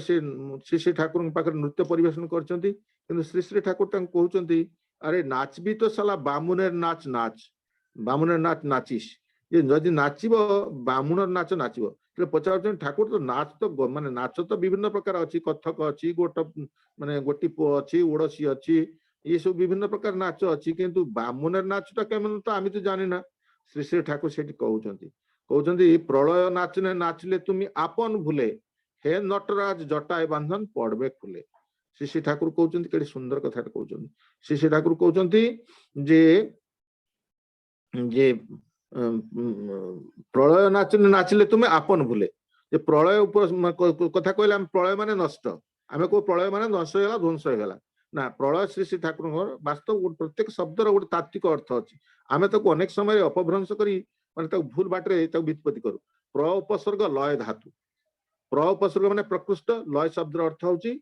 जे लीन हो प्रकृष्ट भाव में मनुष्य कथार लीन हो जाए भाव में मजी जाए यहाँ हूँ प्रलय तेणु प्रलय नाचने नाचले तुम जो इष्ट भाव में जो विहित भाव में मनुष्य चलिकी भाव में जो लीन हो जाए भाव में मजी जाए प्रलय नाचने नाचले तुम आपन भूले निजर अहंकार को भूलिकी निजर वृत्ति प्रवृत्ति को भूलिकी निजर समस्त आत्मस्वार्थ को आत्मकैंद्रिकता को भूलिकी जो मनुष्य नाचे अर्थात तार जीवन चलन धाराटा को जदि से भाव में रंगील कर चले हे नटराज श्री श्री ठाकुर हे नटराज जटाए बांधन पड़बे खुले नटराज माने जे नट नट कहले जे नाचे नट नटी नट माने नर्तक नटी हला हूँ नर्तकी हे नटराज जटाए बांधन पड़बे खुले जटा कहले आमर मस्तिष्क जो जटा अच्छी जटा कहले ये चूल गुड़िक जो जड़ी है कण गुड़ जड़ी है प्रकृत में आम वृत्ति प्रवृत्ति कम्प्लेक्स गुड़िक आम को आच्छन्न कर रखी कहते श्री श्री ठाकुर कहते जटाए बांधन पड़बे खुले आम भितर जो ये बंधन जो कम्प्लेक्स बंधन अच्छी कम्प्लेक्सेस बंधन गुड़िक से खोली हो अर्थात आम वृत्ति प्रवृत्ति गुड़िक नियंत्रण हो प्रकृत में आम को श्री श्री ठाकुर कहते आम मान प्रकृत में इष्ट निशारे मजगुल होगी चलवा पड़ो जो इष्ट निशारे मजगुल होगी मनुष्य चले से वृत्ति काबू कर पारे ना परम पूज्यपा श्री श्री बड़दा गोटे सुंदर उदाहरण टे जो प्रभु श्रीरामचंद्र जो राजाभिषेक रावण को बध कला अयोध्या फेरी आसो राजाभिषेक राजाभिषेक समस्त माने अतिथि मान निमंत्रण करपरिक जे नल माने नील हनुमान एवं सुग्रीव विभिन्न जो सब माने जिते मांकड़ माने थिले से भूरी भोजन दि जाऊँगी भूरी भोजन जो परसा जाए भूरी भोजन परसा जा समय ମାନେ ଗୋଟେ ମାଙ୍କଡର ପାଖରେ ଗୋଟେ ପଡିଛି ଗୋଟେ ବରକୁଲଟେ ପଡିଛି ସେ ବରକୁଲଟାକୁ ସେ କଣ କଲା ଚିପି ଦେଲା ଯେମିତି ବରକୁଲଟା ଚିପି ଦେଲା ବରକୁଲଟା ଟିକେ ଉପରକୁ ଡେଇଁ ପଡିଲା ବରକୁଲଟାକୁ ଯେମିତି ଉପରକୁ ଡେଇଁ ପଡିଲା କହିଲା ଆରେ ବରକୁଲଟା ଏତେ ଉପରକୁ ମୁଁ ଡେଇଁ ପାରିବିନି ସେ କଣ କଲା ନାଚିବାକୁ ଆରମ୍ଭ କଲା ସେ ଯେମିତି ନାଚିବାକୁ ଡେଇଁବାକୁ ଆରମ୍ଭ କଲା ତା ପାଖରେ ମାଙ୍କଡଟା ଦେଖିଲା ସେ ନାଚିବାକୁ ଡେଇଁବାକୁ ଆରମ୍ଭ କଲା କିଏ କେତେ ଉଚ୍ଚକୁ ଡେଇଁ ପାରୁଛି ଏ ସବୁ ମାଙ୍କଡ କଣ କଲେ ନା ସମସ୍ତେ ନାଚିବାରେ ଲାଗିଛନ୍ତି କେବଳ ଜଣିଏ ଲୋକ ସ୍ଥିର ହେଇକି ବସିଛି ସେ ହଉଛି କିଏ ନା ହନୁମାନ ରାମଚନ୍ଦ୍ର ଆସିକି ଦେଖିଲେ ଏଇ ମାଙ୍କଡ ଗୁଡାକ ନାଚିବାରେ ସମସ୍ତେ ନାଚିବାରେ ଲାଗିଛନ୍ତି ହନୁମାନ ସ୍ଥିର ହେଇକି ବସିଛନ୍ତି ହନୁମାନଙ୍କୁ ଦେଖିକି ପଚାରିଲେ ଶ୍ରୀରାମଚନ୍ଦ୍ର ପ୍ରଶ୍ନ କରୁଛନ୍ତି ଆରେ ହନୁ ତୁମେ କାହିଁ ନାଚୁନା ସେଠୁ ସେ ଗୋଟିଏ କଥା ସୁନ୍ଦର ଭାବରେ କହିଥିଲା କର ମୋର ସମସ୍ତ ଶକ୍ତି ମୋର ସମସ୍ତ ସବୁ କିଛି କେବଳ ମୋର ଇଷ୍ଟଙ୍କ ପାଇଁ ହିଁ ନିୟୋଜିତ ହେବା ପାଇଁ ଅଛି ଉଦ୍ଦିଷ୍ଟ ଅଛି ଇଷ୍ଟଙ୍କ ବ୍ୟତିରେକେ ଅନ୍ୟ କୌଣସି ପାଇଁ ମୋର ଏଇ ଶକ୍ତି ନିୟୋଜିତ ହେବାର ନାହିଁ ଯେତେବେଳେ ପ୍ରକୃତରେ ମଣିଷ ଇଷ୍ଟ କର୍ମରେ ବ୍ୟାପୃତ ରହେ ସେତେବେଳେ ମଣିଷ ହିଁ ଯେ ପ୍ରକୃତରେ ଯେ ତାର ବାସ୍ତବତା ଯେ ସମସ୍ତ ଶକ୍ତି ସାମର୍ଥ୍ୟ ଏ ସବୁ କିଛି ମାନେ ପ୍ରାପ୍ତ ହୁଏ ଆଉ ତା ନହେଲେ କିନ୍ତୁ ହେଇପାରେ ନା ତେଣୁ ସେଇଥିପାଇଁ ଯେ ଆମମାନଙ୍କୁ ପ୍ରକୃତରେ ଏ ଇଷ୍ଟ ନିଶାରେ ମଜଗୁଲ ହେବାକୁ ପଡିବ ଶ୍ରୀ ଶ୍ରୀ ଠାକୁର କହୁଛନ୍ତି ଚିତ୍ତ ବୃତ୍ତିର হয় নিরোধ যুক্ত হলে গুরুর সাথে বৃত্তির ঘোর যতই ভাঙ্গে ধি গজায় ততই মাথে চিত্ত বৃত্তির যে হয় নিরোধ এই মଣିষ যেତେବେଳେ এই গুরুଙ୍କର ସାଥରେ ପରମ ପୁରୁଷଙ୍କ ସହିତ ଯୁକ୍ତ ହୁଏ ସେତେବେଳେ ଚିତ୍ତ ବୃତ୍ତିର ନିରୋଧ ହୁଏ କେମିତି ଚିତ୍ତ ବୃତ୍ତିର ନିରୋଧ ହବ ତାର ଗୋଟେ ବାସ୍ତବ ଉଦାହରଣ ଆପଣମାନେ ଭାବନ୍ତି ଖାଲି କଥାରେ କହିଦେଲେ ପ୍ରକୃତରେ ହୁଏ ନା ଏହା ବୈଜ୍ଞାନିକ ମାନେ କାରଣ ହିଁ ଅଛି ଯେ ପ୍ରକୃତରେ ଆମମାନଙ୍କର ଯୋଉ ମସ୍ତିଷ୍କର ପ୍ରତ୍ୟେକ ସ୍ନାୟୁକୋଷ এই ପ୍ରତ୍ୟେକ ସ୍ନାୟୁକୋଷଟା ଯେ ଦେଖନ୍ତୁ ଗୋଟେ ଗୋଟେ କାର ବ୍ୟାଟେରୀ ସଦୃଶ ଏଥିରେ ଅଛି ଇଲେକ୍ଟ୍ରୋଜେନ ପଟାସିୟମ ଆଉ ସୋଡିୟମ ଇଲେକ୍ଟ୍ରୋଜେନ ପଟାସିୟମ ଆଉ ସୋଡିୟମର ଯେ ପ୍ରତି ମୁହୂର୍ତ୍ତରେ ଗୋଟେ କେମିକାଲ ରିଆକ୍ସନ ହଉଛି ଏବଂ କେମିକାଲ ରିଆକ୍ସନ ହଉଥିବା ଫଳରେ ଆମର ମସ୍ତିଷ୍କରୁ ଗୋଟେ ଜ୍ୟୋତିର ତରଙ୍ଗ ନିର୍ଗତ ହଉଛି ଏଇ ଜ୍ୟୋତିର ତରଙ୍ଗ ଅନୁସାରେ ମଣିଷ ମାନଙ୍କୁ 5 ଭାଗରେ ବିଭକ୍ତ କରାଯାଇଛି ଡେଲ୍ଟା ମଣିଷ ଥିଟା ମଣିଷ ଗାମା ମଣିଷ ଆଲଫା ମଣିଷ ବିଟା ମଣିଷ ଯେତେବେଳେ ମସ୍ତିଷ୍କର ତରଙ୍ଗରୁ ନିଃସୃତ ହେଉଥିବା ତରଙ୍ଗର ଫ୍ରିକ୍ୱେନ୍ସିଟା 0 ରୁ 3 ହୁଏ ସେମାନଙ୍କୁ କୁହାଯାଏ ଡେଲ୍ଟା ମଣିଷ ଯେତେବେଳେ 3 ରୁ 5 ହୁଏ ସେମାନଙ୍କୁ କୁହାଯାଏ ଥିଟା ମଣିଷ ଯେତେବେଳେ 5 ରୁ 8 ହୁଏ ସେତେବେଳେ ଗାମା ମଣିଷ 8 ରୁ 13 ହେଲେ ସେମାନଙ୍କୁ କୁହାଯାଏ ଆଲଫା ମଣିଷ ଆଉ 13 ରୁ 18 ହେଲେ କୁହାଯାଏ ବିଟା ମଣିଷ ତେଣୁ ଏଇ ସେତେ ପ୍ରକାର ଯୋଉ 5 ପ୍ରକାର ମଣିଷ ସେମାନଙ୍କ ଭିତରେ ସବୁଠୁ ଶ୍ରେଷ୍ଠ ମଣିଷ ହଉଛନ୍ତି ଯେ ଆଲଫା ମଣିଷ ଯୋଉମାନଙ୍କର ମସ୍ତିଷ୍କର ତରଙ୍ଗର ଫ୍ରିକ୍ୱେନ୍ସିଟା ହଉଛି ଯେ 8 ରୁ 13 ତେଣୁ ଯେତେ ମଣିଷ ଯଦି ସେମାନଙ୍କର ଯଦି ମସ୍ତିଷ୍କରୁ ଯଦି ଏ ଆଲଫା ତରଙ୍ଗ ନିଃସୃତ ହୁଅନ୍ତା ତାହେଲେ ସେମାନଙ୍କର ଚିନ୍ତା ଚଳନ ଆଚାର ବ୍ୟବହାର କଥାବାର୍ତ୍ତା ସବୁକିଛି ଭିତରେ ସାମ୍ୟ ଆଉ ସୌନ୍ଦର୍ଯ୍ୟ ରହନ୍ତା ଆମେ ଦେଖନ୍ତୁ ଆମେ ଅନେକ ସମୟରେ ଶାନ୍ତ ଭାବରେ ବସିଥାଉ କେହି ଯଦି ଆମର ଏଇ ପ୍ରବୃତ୍ତିକୁ ଟିକେ ମାନେ ଟିକେ ଉସ୍କେଇ ଦେଲା ଆମମାନଙ୍କର ମାନସିକ ଅବସ୍ଥାଟା ବିକ୍ଷିପ୍ତ ହେଇଯାଏ ଏବଂ ଆମେ ନିଜର ମାନେ ଭାରସାମ୍ୟ ସବୁକିଛି ହରେଇ ବସୁ ତେଣୁ ଏଇ ଭାରସାମ୍ୟ ଯେତେବେଳେ ହରେଇ ବସୁ ସେତେବେଳେ ଆମମାନଙ୍କର ଯେ ବାସ୍ତବ ସମ୍ବିତ ହଜିଯାଏ ତେଣୁ ଆମେ ନିଜର ନିୟନ୍ତ୍ରଣ ଆମେ ରଖିପାରୁନା ତେଣୁ ନିୟନ୍ତ୍ରଣ ରଖିବାକୁ କେମିତି ହବ ନା ଆମର ମସ୍ତିଷ୍କର ଯୋଉ ସ୍ନାୟୁକୋଷର ଯୋଉ ନିଃସୃତ ହେଉଥିବା ତରଙ୍ଗକୁ ଆମେ ଯଦି ଆଲଫା ତରଙ୍ଗରେ ପର୍ଯ୍ୟବେସିତ କରିଦେଇ ପାରିବା ତାହେଲେ ଆମର ମାନସିକ ସ୍ଥିତାବସ୍ଥା ହିଁ ବଜାୟ ରହିବ ତେଣୁ ଏ ମାନସିକ ସ୍ଥିତାବସ୍ଥାଟା ବଜାୟ ରହିବା ପାଇଁ ଆଲଫା ତରଙ୍ଗରେ ପରିଣତ କରିବାକୁ ପଡିବ ଏ ଆଲଫା ତରଙ୍ଗରେ କେମିତି ପରିଣତ ହବ ପ୍ରକୃତରେ ଆମମାନଙ୍କୁ ଯେ ପରମ ଦୟାଳ ଶ୍ରୀ ଶ୍ରୀ ଠାକୁର ଯୋଉ ନାମ ଦେଇଛନ୍ତି এই নামটা যেତେବେଳେ ଆମେ ଅନ୍ତର୍ଜଗତରେ ସ୍ଥାନ ଦଉ শ্রী ঠাকুর কହୁଛନ୍ତି যে প্রকৃতরে যে নামের মতো নাই ক জিনিস নিষ্ঠা ভরে করলে নামো নামী শক্ত ব্যঞ্জনায় গুণমঞ্জনায় সাধিলে সিদ্ধি ହୁଏ ନା ବା ତେଣୁ ନାମେର ମତନ ନାଇଁ କୋ ଜିନିଷ ନାମ ଭଳିଆ ଦୁନିଆରେ କୌଣସି ଜିନିଷ ନାହିଁ ଏ ସତନାମ ଯୋଉ ବୀଜ ମନ୍ତ୍ର ୟା ଭଳି ଦୁନିଆରେ କୌଣସି ଜିନିଷ ନାହିଁ ନାମେର ମତନ ନାଇଁ କୋ ଜିନିଷ ନିଷ୍ଠା ଭରେ କରଲେ ନାମ ଯଦି ନିଷ୍ଠା ଭରେ ଯଦି ମଣିଷ ନାମ କରେ ନାମ ନାମୀ ଗୁଣ ବ୍ୟଞ୍ଜନା ନାମ ଆଉ ନାମୀଙ୍କର ଗୁଣ ବ୍ୟଞ୍ଜନା ଭିତରେ ଦେଇକି ସାଧିଲେ ସିଦ୍ଧି ହୁଏ ନା ବାମ ଆମର ସାଧିବାଟା ମାନେ ଯୋଉ ସିଦ୍ଧିଟା ସେ କେବେ ବାମ ହୁଏ ନା ରାବଣ ସିଦ୍ଧି ଲାଭ କରିଥିଲା ଯେ କି ସ୍ୱର୍ଗପୁରକୁ ମାନେ ସିଡି ବାନ୍ଧିବା ପାଇଁ ଚେଷ୍ଟା କରିଥିଲା ତାର ଶକ୍ତି ଓ ସାମର୍ଥ୍ୟ ପ୍ରଚଣ୍ଡ ଥିଲା ବ୍ରାହ୍ମୀ ଶକ୍ତି ଅଧିକାର ହେଇଥିଲା କିନ୍ତୁ ନାମୀ ପୁରୁଷଙ୍କ ସହିତ ଯୁକ୍ତ ହେଲା ନାହିଁ ନାମୀ ପୁରୁଷଙ୍କ ସହିତ ଯୁକ୍ତ ହେଲା ନାହିଁ ବୋଲି ଜୀବନରେ କେତେ ଚରମ ଅଧୋଗତି ହେଇଗଲା ଆପଣ ଚିନ୍ତା କରନ୍ତୁ ଯୋଉ ଲୋକ ଯେ ବ୍ରହ୍ମ ସାକ୍ଷାତକାର ହେଇଥିଲା ଯୋଉ ଲୋକ ତ୍ରିକାଳ ସନ୍ଧ୍ୟା ଗାୟତ୍ରୀ ଜପ କରିକି ନିଜର ସବୁ କିଛି ବଳରେ କି ଅସାଧ୍ୟ ସାଧନ କରିପାରୁଥିଲା ଏବଂ ରାବଣର ଯୋଉ ମାନେ ତିନି ଗାର ଯାହାକି ଯୋଉଟାକି ଆମେ କୁହାଯାଉଛି ଯୋଉ ଲ୍ୟାଣ୍ଡ ମାଇନ ଯୋଉ ମାନେ ତିନି ଗାର ମାନେ ନାମର ମାଧ୍ୟମରେ ଯୋଉ ଲ୍ୟାଣ୍ଡ ମାଇନ ବିଛେଇ ଦେଇଥିଲା ସେ ଲ୍ୟାଣ୍ଡ ମାଇନ କୁ ଅତିକ୍ରମ କରିବାର ଶକ୍ତି ତା ଭିତରେ ଥିଲା ଏ ସମସ୍ତ କିଛି ଯେ କି କରିପାରୁଥିଲା पुष्पक विमान रे जे कि माने सीता को अपहरण कर नहीं आसी पारला किंतु तार गोटाए माने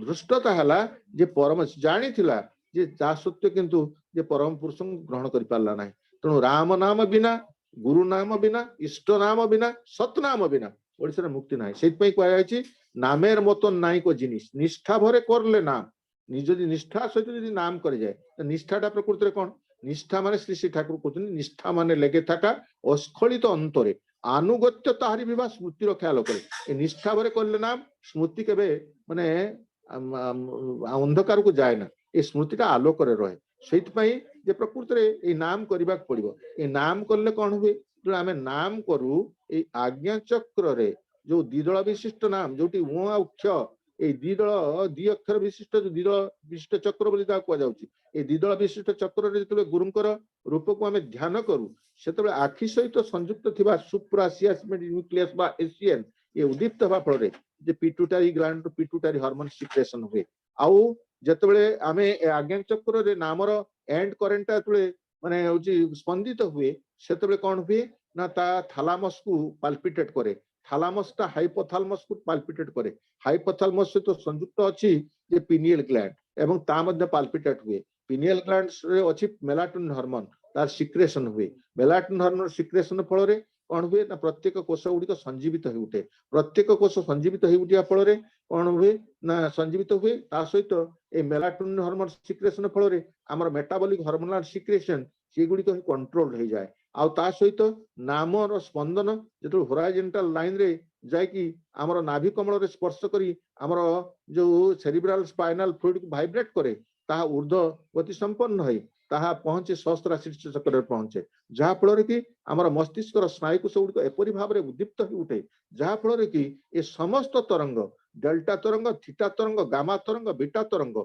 ये अल्फा तरंग रे रूपांतरित हो जाए जो अल्फा तरंग रे रूपांतरित हो जाए मनुष्यर वृत्ति प्रवृत्ति गुड़िक माने नियंत्रित हो जाए केमिति हुए ना आमर मस्तिष्क अपर लोब रे जो तीनटा सेंटर अच्छी judgement centre intelligence centre reasoning centre गोटे एक्टिवेटेड हो जाए तो जजमेंट सेंटर टा एक्टिवेटेड हो जाए मनुष्यटा भूल ठीक विचार करि पारे आउ रीजनिंग सेंटर टा जो एक्टिवेटेड हो जाए न्याय अन्याय विचार करि पारे आउ इंटेलिजेंस सेंटर टा जो एक्टिवेटेड हो जाए से मनुष्यर भितर बुद्धिमत्ता जागृत हुए समस्या को समाधान करिवार सहज सूत्र प्राप्त हो जाए खाली सेतिक नुहे आमर जेमती इंग्राजी वाक्य रे माने जदि गुटे माने दुई क्लज विशिष्ट वाक्य होता है तार मेन क्लज रो जदि माने मेन सबऑर्डिनेट क्लज रो नेगेटिव टा मेन क्लज को ट्रांसफर हो जाए सेटा कोजे ट्रांसफर ऑफ नेगेटिव सेही परि भाव रे ए जो अपर लोब टा जदि एक्टिवेटेड हो जाए सेतबे ता ट्रांसफर हो जाए माने जे कोउट की ना तार लोअर लोब को ट्रांसफर हो जाए लोअर लोब रा तीनटा सेंटर अछि जोटा जे love centre heart rate centre एवं एंगर सेंटर ए love centre heart rate centre and anger centre एटा होछि प्रवृत्ति सेंटर ए तीनटा जाक they control the three dimensions of emotions ये तीनटा जाक इमोशन को से माने कंट्रोल करंती सेतो ए गुडी को जेतबे कंट्रोल हो जाय love centre heart rate centre anger centre जे कंट्रोल हो जाय वास्तव रे अर्थात से गुडी को जेतबे सक्रिय हो उठंती काहा को भलो पाइबी काहा को भलो पाइबी नाही त्याज्य वस्तु को परित्याग करी एवं जोड़ा ग्रहणीय वस्तु ताकू ही प्रकृति आदर करी आउ कोउटी क्रोधान्वित हेबी माने ताकू कोउटी क्रोधान्वित हेबी नाही अपात्र रे क्रोध परिप्रकाश करिवे नाही अक्षेत्र रे क्रोध परिप्रकाश करिवे नाही आउ एटा होची लव सेंटर हेटर सेंटर आउ काहा को माने घृणा करिवे काहा घृणा करिवे नाही अनेक समय कोन होची ए जो हेट्रेड सेंटर ता अनियंत्रित थिबा हेतु अनेक लोक कोन करंती जहाँ घृणित जिनस ताकू सहज ग्रहण करनियंती जहाँ प्रकृति रे माने घृण्य त्याज्य ताकू ग्रहण करी जहाँ स्पृहणीय जहाँ ग्रहणीय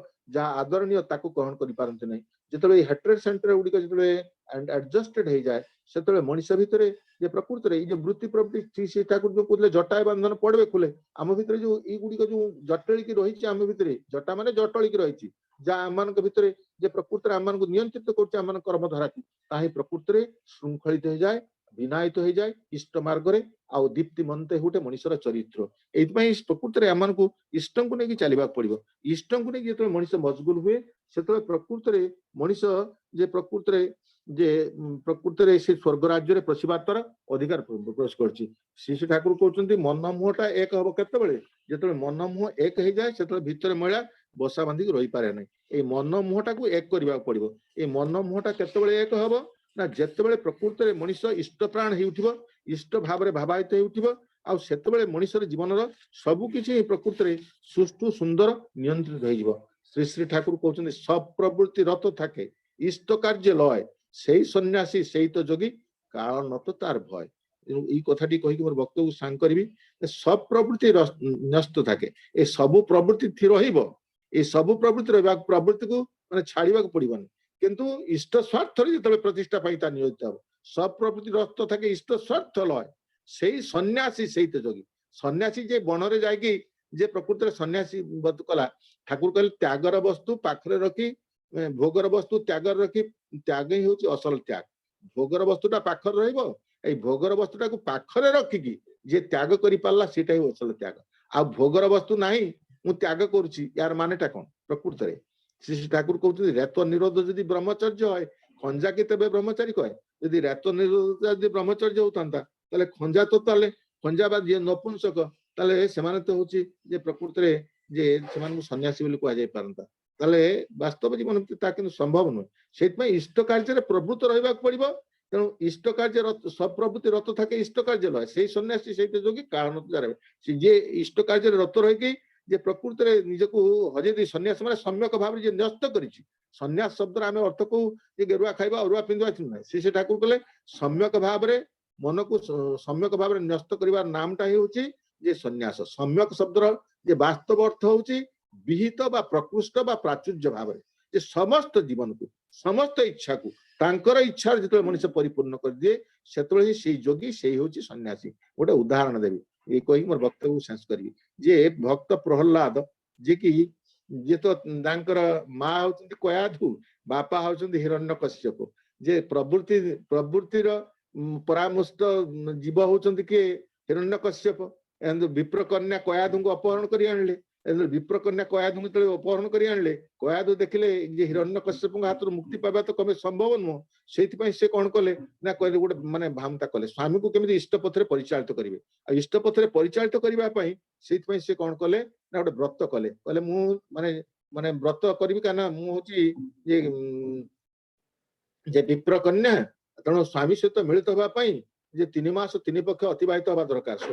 3 ମାସ ତାହା ନହେଲେ ମୋର ବ୍ରତ ଉଦ୍ଯାପନ ହେଇପାରିବନି ଏବଂ ସେ ବ୍ରତ ଉଦ୍ଯାପନ ତୁମେ ତ ମତେ ଉପଭୋଗ କରିବ 3 ମାସ 3 ପକ୍ଷ ଯାଉ 3 ମାସ 3 ପକ୍ଷ ଗଲା ପରେ ଯେତେବେଳେ ବିପ୍ରକନ୍ୟା ସେ କୟାଧୁ ଯେତେବେଳେ ସ୍ୱାମୀଙ୍କ ସହିତ ମିଳିତ ହେବାକୁ ଯାଉଛନ୍ତି ସେତେବେଳେ ସ୍ୱାମୀ ତାଙ୍କ ସହିତ ମିଳିତ ହେବାକୁ ଯାଉଛନ୍ତି ସେ କହିଛନ୍ତି ମୋର ଗୋଟିଏ କଥାକୁ ମୋର ଜୀବନ ମୋର ଶରୀରକୁ ତୁମ ଉପଭୋଗ କରିବ ତା ପୂର୍ବରୁ ମୁଁ ତମକୁ କିନ୍ତୁ ଗୋଟିଏ କଥା କହିବି କଣ ନା ମୁଁ ଆଜି ନର୍ତ୍ତକୀ ମାନେ ନର୍ତ୍ତନ କରିବେ ନାହିଁ ମୁଁ ନର୍ତ୍ତନ କରିବି ମୁଁ ସଙ୍ଗୀତ ପରିବେଷଣ କରିବି ତା ଭିତରେ ଦେଖି ତୁମେ ମତେ ଉପଭୋଗ କରିବ। ଏବଂ ସେଇ ଯେତେବେଳେ ନର୍ତ୍ତନ କରିଛନ୍ତି ଆଉ ଉପଭୋଗ ମାନେ ଯେତେବେଳେ ମାନେ ସ୍ୱାମୀକୁ ଦିବ୍ୟ ଭାବରେ ଯେତେବେଳେ ମାନେ ଭାବାନ୍ୱିତ କରିଛନ୍ତି ତାପରେ ଯେତେବେଳେ ଉପଗତ ହେବାକୁ ଯାଉଛନ୍ତି ସେଇଠି କହୁଛନ୍ତି ସେତେବେଳେ ଭାବରେ ଗଦଗଦ ହେଇ ଉଠୁଛନ୍ତି କିଏ ହିରଣ୍ୟକଶ୍ୟପ କହୁଛନ୍ତି ସଖୀ ସେ ହରି କେ ମନ ବୋଲ ଯାର ନାମ ଶୁନେ ବିରହ ଯମୁନା ଯାର ନାମ ଶୁନେ ବିରହ ଯମୁନା ହଏ ଉଠେ ଚଞ୍ଚଲ ସଖୀ ସେ ହରି କେ ମନ ବୋଲ ସଖୀ ସେ ହରି କେ ମନ ବୋଲ କହୁଛନ୍ତି ସଖୀ ସେ ହରି କେ ମନ ବୋଲ ଯାର ନାମ ଶୁନେ ବିରହ ଯମୁନା ହଏ ଉଠେ ଚଞ୍ଚଳ। ଯାହାର ନାମ ଶୁଣିକି ଜୀବନ ଯମୁନାଟା ଚଞ୍ଚଳ ହେଇ ଉଠିଛି ସେଇ ନାମର କଥା କହିଛନ୍ତି ନାମରେ ପ୍ରେମରେ ବୁଡେଇ ଦେଇଛନ୍ତି ସ୍ୱାମୀକୁ ଆଉ ତାଙ୍କରି ଯେ ଔରସରୁ ଯୋଉ ସନ୍ତାନ ପ୍ରାପ୍ତ ହେଇଛନ୍ତି ସେ ହଉଛନ୍ତି ଭକ୍ତ ପ୍ରହ୍ଲାଦ ଯିଏକି ହଉଛନ୍ତି ହରି ଭକ୍ତ। ସେଇ ଭକ୍ତ ପ୍ରହ୍ଲାଦ ରାଜା ହେଲେ ବାପାଙ୍କର ମୃତ୍ୟୁ ପରେ ଯେତେବେଳେ ରାଜା ହେଇଛନ୍ତି ଆଉ ସେତେବେଳେ ଯେ ଯେତେବେଳେ ତାଙ୍କର ଯେ ମୃତ୍ୟୁ ଯମଦୂତ ମାନେ ଆସୁଛନ୍ତି କିନ୍ତୁ ତାଙ୍କର ଇଷ୍ଟ କାମରେ ଏମିତି ସେ ବ୍ୟସ୍ତ ଯେ ଯମଦୂତ ମାନେ ତାଙ୍କର ଓରାକୁ ଭେଦ କରିପାରୁନାହାନ୍ତି। ଆଉ ସେତେବେଳେ ସ୍ୱୟଂ ଯମରାଜ ଆସିଛନ୍ତି ଯମରାଜ ଆସି ସେ ବି କହିପାରୁନାହାନ୍ତି ଯେ ମୁଁ ଆପଣଙ୍କୁ ନେଇଯିବି ବୋଲି ଯେତେବେଳେ ଫେରି ଯାଇକି ଯମରାଜଙ୍କ ପାଖରେ ଦୂତମାନେ କହିଛନ୍ତି ସେତେବେଳେ ସ୍ୱୟଂ ଯମରାଜ ଆସିଛନ୍ତି କାରଣ ତାଙ୍କର ଧରାରୁ ତାଙ୍କର ଶେଷ ସମୟ ହେଇଯାଇଛି। ସେ କହୁଛନ୍ତି ଯେ ତାହେଲେ ତୁମେ ଆସିଛ କଣ ପାଇଁ ନା ଆପଣଙ୍କର କାର୍ଯ୍ୟ ଶେଷ ହେଇଯାଇଛି ନା ତାହେଲେ ମୁଁ ଆଉ ଇଷ୍ଟ କର୍ମଟା ଟିକେ ବାକି ଅଛି ସେତିକି ସାରି ଦିଏ ଇଷ୍ଟ କର୍ମ ସମାପ୍ତ କରିକି ଆସୁଛନ୍ତି ଯିବେ କେମିତି ସ୍ୱର୍ଗପୁରକୁ ସେଥିପାଇଁ ମାନେ କାଳ ସେଇଠି କଣ କରିଛି ନା ମଥା ପାତି ଦେଇଛି ତାରି ମଥା ଉପରେ ପାଦ ଦେଇକି ସେ ସ୍ୱର୍ଗକୁ ଗମନ କରିଛନ୍ତି। ତେଣୁ ସବ ପ୍ରବୃତ୍ତି ରତ থাকে ଇଷ୍ଟ କାର୍ଯ୍ୟ ଲୟ ସେଇ ସନ୍ନ୍ୟାସୀ ସେଇ ତ ଯୋଗୀ କାଳ ଯାର ଭୟ ପରମ ଦୟାଳୁ ଶ୍ରୀ ଠାକୁରଙ୍କ ଅଭୟ ବାଣୀ। ବାସ୍ତବରେ ପ୍ରବୃତ୍ତି ତା ବାଟରେ ଚାଲୁ କିନ୍ତୁ ଆମେ ଇଷ୍ଟ କର୍ମରେ ତାକୁ ନିୟୋଜିତ କରିବା ତାହା ହିଁ ଆମମାନଙ୍କ ଜୀବନକୁ ନନ୍ଦିତ କରିବ ନିନ୍ଦିତ ନୁହେଁ। ଆସନ୍ତୁ ସମସ୍ତେ ଦୟାଳଙ୍କର ଆତୁଲ ଚରଣ ନିଜକୁ ଅର୍ପଣ କରି ତାଙ୍କର ଯୋଜନା ଯାଜନ ଇଷ୍ଟବୃତ୍ତି ସ୍ୱସ୍ଥ ସଦାଚାରକୁ ନିଖୁঁତ ନିଷ୍ଠା ସହିତ ପରିପାଳନ କରିବା ଜୀବନ ଅମୃତାୟନ ରୂପାନ୍ତରିତ ହେବ। ପରିଶେଷରେ ସମସ୍ତଙ୍କର ମଙ୍ଗଳ ପାଇଁ ମୋର ଏକାନ୍ତିକ ପ୍ରାର୍ଥନା ନିବେଦନ କରି ରହୁଛି। ଭୁଲ ତ୍ରୁଟି ଥିଲେ କ୍ଷମା ପ୍ରାର୍ଥନା କରି ରହୁଛି। ଜୟ ଗୁରୁ, ଜୟ ଗୁରୁ, ଜୟ ଗୁରୁ, ଜୟ ଗୁରୁ। ଜୟ ଗୁରୁ ଆଜ୍ଞା, ବହୁତ ବହୁତ ଧନ୍ୟବାଦ। ଶ୍ରୀଯୁକ୍ତ ଗୋପବନ୍ଧୁ ନାୟକ ଏସପିଏସ୍ ସତ୍ସଙ୍ଗ ବିହାର ସ୍ୱର Baleswar, retired high school headmaster government of Odisha, ଏତେ ସୁନ୍ଦର ଭାବରେ ଆଲୋଚନା କରିଛନ୍ତି, ମୋ ପାଖରେ କୌଣସି ଭାଷା ନାହିଁ କହିବା ପାଇଁ। ସେ ତ ଜଣେ ବିଜ୍ଞ ପ୍ରାଜ୍ଞ ଅଭିଜ୍ଞ ବ୍ୟକ୍ତି, ଯାହାଙ୍କୁ ସାରା ଓଡ଼ିଶାର ପୂର୍ବକ ସର୍ବ ବିଶ୍ୱରେ ବି ଜାଣନ୍ତି। ପ୍ରଭୁଙ୍କର କଥା ଯେତେବେଳେ ଯେମିତି କୁହନ୍ତି, ଏତେ ନିଷ୍ଠାର ସହିତ କୁହନ୍ତି ଯେ ଆପଣମାନେ ହଜିଯିବେ, ମଜିଯିବେ, ସବୁ କିଛି ବନ୍ଦ ହେଇଯିବ, ଆପଣ କୁଆଡେ ସବୁ କାମ ଭୁଲିଯିବେ। ନା ପ୍ରଭୁଙ୍କ କଥା କହିବାର ସେ ଯୋଉ ଦକ୍ଷତା, ଯୋଉ ପ୍ରତିଭା ତାଙ୍କ ଭିତରେ ପ୍ରଭୁ ସବୁବେଳେ ରହିଛନ୍ତି। ପ୍ରଭୁ ତାଙ୍କୁ ସେଇ ଦର୍ଶନ ଦେଇ, ତାଙ୍କୁ ସେଇ ଯୋଉ ଚେତନା ଦେଇଛନ୍ତି, ଚେତନା ମାଧ୍ୟମରେ ସେ ତାଙ୍କର ଆଜି କଥା ଏତେ ସୁନ୍ଦର ଭାବରେ, ଏତେ ପ୍ରାଞ୍ଜଳ ଭାବରେ ଯେକୌଣସି ଟପିକ ଦିଅନ୍ତୁ ସବୁ ବିଷୟରେ ଏତେ ସୁନ୍ଦର ଭାବରେ ବୁଝେଇ କହନ୍ତି, ସମସ୍ତ ଭକ୍ତ ମଣ୍ଡଳୀ ଆନନ୍ଦିତ ହେଇଯାଆନ୍ତି, ସମସ୍ତ ଭକ୍ତ ମଣ୍ଡଳୀ ଖୁସି ହେଇଯାଆନ୍ତି ତାଙ୍କର କଥାରେ। ବିଷୟ ତ ବହୁତ ବଡ ବିଷୟ, ପ୍ରବୃତ୍ତି ନିୟନ୍ତ୍ରଣ। ପ୍ରବୃତ୍ତି ନିୟନ୍ତ୍ରଣ ତ ଆଜି ଆମେ ଓଭର ଡିସ୍କସନ ହେଲା, କାଲିଠାରୁ ଗୋଟି ଗୋଟି ହବ ଟପିକ ରହିବ। କ୍ରୋଧ, କାମ, ଲୋଭ, ମୋହ, ମଦ, ମାଶ୍ଚର୍ଯ୍ୟ, ଆଉ 6ଟି ଗୋଟିଏ ଗୋଟେ ପାର୍ଟ ହେଇକି 6 ଦିନ ଡିସ୍କସନ ରହିବ। ଯେହେତୁ ଆଜି ଓଭରଅଲ ଡିସ୍କସନରେ ଦାଦା ସୁନ୍ଦର ଭାବରେ ଆଜି ଆଲୋଚନା କରିଛନ୍ତି, ଯେ ତାଙ୍କ ଆଲୋଚନା ଯେ ଶୁଣିଲି, ପ୍ରବୃତ୍ତି ମଣିଷକୁ ନିୟନ୍ତ୍ରଣ କରୁଛି। କାହିଁକି ନିୟନ୍ତ୍ରଣ କରୁଛି? ମଣିଷ ଜନ୍ମରୁ ତା ଭିତରେ ପ୍ରବୃତ୍ତି ଆସିଛି। ପ୍ରବୃତ୍ତି କେବେ ମଣିଷକୁ ଛାଡି ରହିପାରିବ ନାହିଁ, କାରଣ that can be controlled, that cannot be cured, just like asthma। କିନ୍ତୁ ତାକୁ ନିୟନ୍ତ୍ରଣ କେମିତି କରିହେବ? ନା ଯେତେବେଳେ ଏ ମନୁଷ୍ୟ ପରମ ପ୍ରେମ ପରମ ପୁରୁଷଙ୍କ ସହିତ ଯୋଗଯୁକ୍ତ ହେଇଯାଏ, ତାଙ୍କ ସହିତ ଲୀନ ହେଇଯାଏ, ତାଙ୍କୁ ସବୁବେଳେ ସ୍ମରଣେ ଶୟନେ ସପନେ ଜାଗରଣେ ତାଙ୍କ ସହିତ ତାଙ୍କରି କଥା, ତାଙ୍କରି ଚିନ୍ତା, ତାଙ୍କରି କର୍ମରେ ଲିପ୍ତ ରହେ, ତାରେ ସେ ହିଁ ପ୍ରବୃତ୍ତିକୁ ନିୟନ୍ତ୍ରଣ କରିପାରେ। କେବଳ ଡିଭାଇନ ପାୱାର, ଈଶ୍ୱରୀୟ ଶକ୍ତି ହିଁ ପ୍ରବୃତ୍ତିକୁ ନିୟନ୍ତ୍ରଣ କରିପାରେ। ପ୍ରବୃତ୍ତି କେବେ ବି ସମ୍ପୂର୍ଣ୍ଣ ଭାବେ ଯାଏ ନାହିଁ, ସବୁବେଳେ ରହିଥାଏ। ମଣିଷ ଯେତେବେଳେ ପରମ ପ୍ରେମଙ୍କ ଠାରୁ ବିଯୁକ୍ତ ହେଇଯାଏ, ସେତେବେଳେ ପ୍ରବୃତ୍ତି ଗୁଡ଼ିକ ଆକୁ ନିୟନ୍ତ୍ରଣ କରନ୍ତି ନାହିଁ। ମନୁଷ୍ୟ ଯେତେବେଳେ ଯୁକ୍ତ ଥାଏ, ସେ ତାର ନିୟନ୍ତ୍ରଣାଧୀନ ରହନ୍ତି, ନହେଲେ ମଣିଷ ସେ ପ୍ରବୃତ୍ତିଙ୍କ ଦ୍ୱାରା ନିୟନ୍ତ୍ରିତ ହୁଏ। ଗୋଟେ ଉଦାହରଣ ଦେଲେ, ଯେ ପରମ ପ୍ରେମୀଙ୍କର ଯୋଉ ଡାକରା ଆସିଥିଲା ଗୋଟେ ଭାଇଙ୍କ ପାଇଁ, ଯେ ଗୋଟେ ଜାଗାରେ ଚାକିରିଟିଏ ବୁଝି ଯାଇଥିଲେ, ଯେ ସେ ଜାଗାରେ ଯାଇକି ଯୋଗଦାନ କରିବାକୁ, ସେଇ ଯେ ମୋହ, ସେ କାମନା ବାସନାର ପତ୍ନୀର କଥାରେ ପଡି ସେ ଆଉ ଯାଇପାରିଲେନି, ପରମ ପ୍ରେମଙ୍କ କଥାକୁ ଉପେକ୍ଷା କଲେ, ମାନିଲେ ନାହିଁ, ଲୁଚିଲେ। ତା ଫଳରେ କଣ ହେଇଛି ନା ପ୍ରବୃତ୍ତି ହିଁ ତାଙ୍କର ବିନାଶ କରିଦେଲା, ତାଙ୍କୁ ବିକାଶରୁ ବିନାଶ କଥାକୁ ନେଇଗଲା। କାରଣ ଏଇ ମନୁଷ୍ୟ ସବୁବେଳେ ଆଜି ଅର୍ଥ, ମାନ, ଯଶ ପଛରେ ଦୌଡୁଛି, ଭୌତିକ ବିକାଶ ପଛରେ ଦୌଡୁଛି। ସବୁ ପ୍ରବୃତ୍ତି ହିଁ ତାକୁ ସେ ଦିଗକୁ ଆଗେଇ ନେଇଯାଉଛି। ସେ ଭୁଲି ଯାଉଛି ପରମ ପ୍ରେମ କିଏ, ପ୍ରଭୁ କିଏ, କାହା ଯୋଗୁଁ ଆଜି ବଞ୍ଚିଛି, କୋଉ ମୁହୂର୍ତ୍ତରେ ଜୀବନ ଚାଲିଯିବ, ଆଜି ଅଛି କାଲି ନଥିବ, ଆଉ କାହା ଯୋଗୁଁ ଆଜି ମୁଁ ଆଜି ଏ ମଣିଷ ଜନ୍ମ ପାଇଛି, ତାଙ୍କୁ ଭୁଲିଯାଏ। ଏ ଯେତେବେଳେ ସବୁ କିଛି ବିକାଶ ହେଇଯାଏ, ଯେ ବିକାଶ ସତ୍ୟରେ ଯେତେବେଳେ ତା ଜୀବନକୁ ସେ ବଞ୍ଚି ପାରେ ନାହିଁ, ସବୁ ଅଛି, ଅର୍ଥ ଅଛି, ମାନ ଅଛି, ଯଶ ଅଛି, କରୋନା ଭାଇରସ ଯେମିତି କୋଟି କୋଟି ଟଙ୍କା ଖର୍ଚ୍ଚ କରିକି ମହା କୋଟିପତି ଲୋକମାନେ ବଞ୍ଚି ପାରିଲେନି, ସେ ଗୋଟ ଚାଲିଗଲେ, ସେ ଅକାଳ ବିୟୋଗ ହେଇଗଲା। କାରଣ ତାଙ୍କ ପାଇଁ କଣ ନଥିଲା ପ୍ରବୃତ୍ତିର ବିକାଶ। ସେ ପ୍ରଭୁଙ୍କୁ ବୁଝି ପାରିନାହାନ୍ତି, ପ୍ରଭୁଙ୍କୁ ଜାଣି ପାରିନାହାନ୍ତି। ସେ ତାଙ୍କର ଅର୍ଥ ବଳରେ, ପ୍ରତିଭା ବଳରେ, ପ୍ରଚେଷ୍ଟା ତାଙ୍କର ଯାହା ପ୍ରତିଷ୍ଠା ବଳରେ ସେମାନେ କହିଲେ ଆମେ ପାଖେ ସବୁ କିଛି ଅଛି। ଏ ପ୍ରବୃତ୍ତି ମଣିଷକୁ ଆଜି ସେଇ କୁପଥରେ ଲଷ୍ଟ, ଆଙ୍ଗର, ଗ୍ରିଡି, ଆଟାଚମେଣ୍ଟ, ଇଗୋ, ଏଇଗୁଡିକ ସବୁ ଆଜି ମଣିଷକୁ ଆଜି କୁପଥରେ ପଥିକ କରି ଜୀବନକୁ ନଷ୍ଟ ଭଷ୍ଟ କରିଦଉଛି।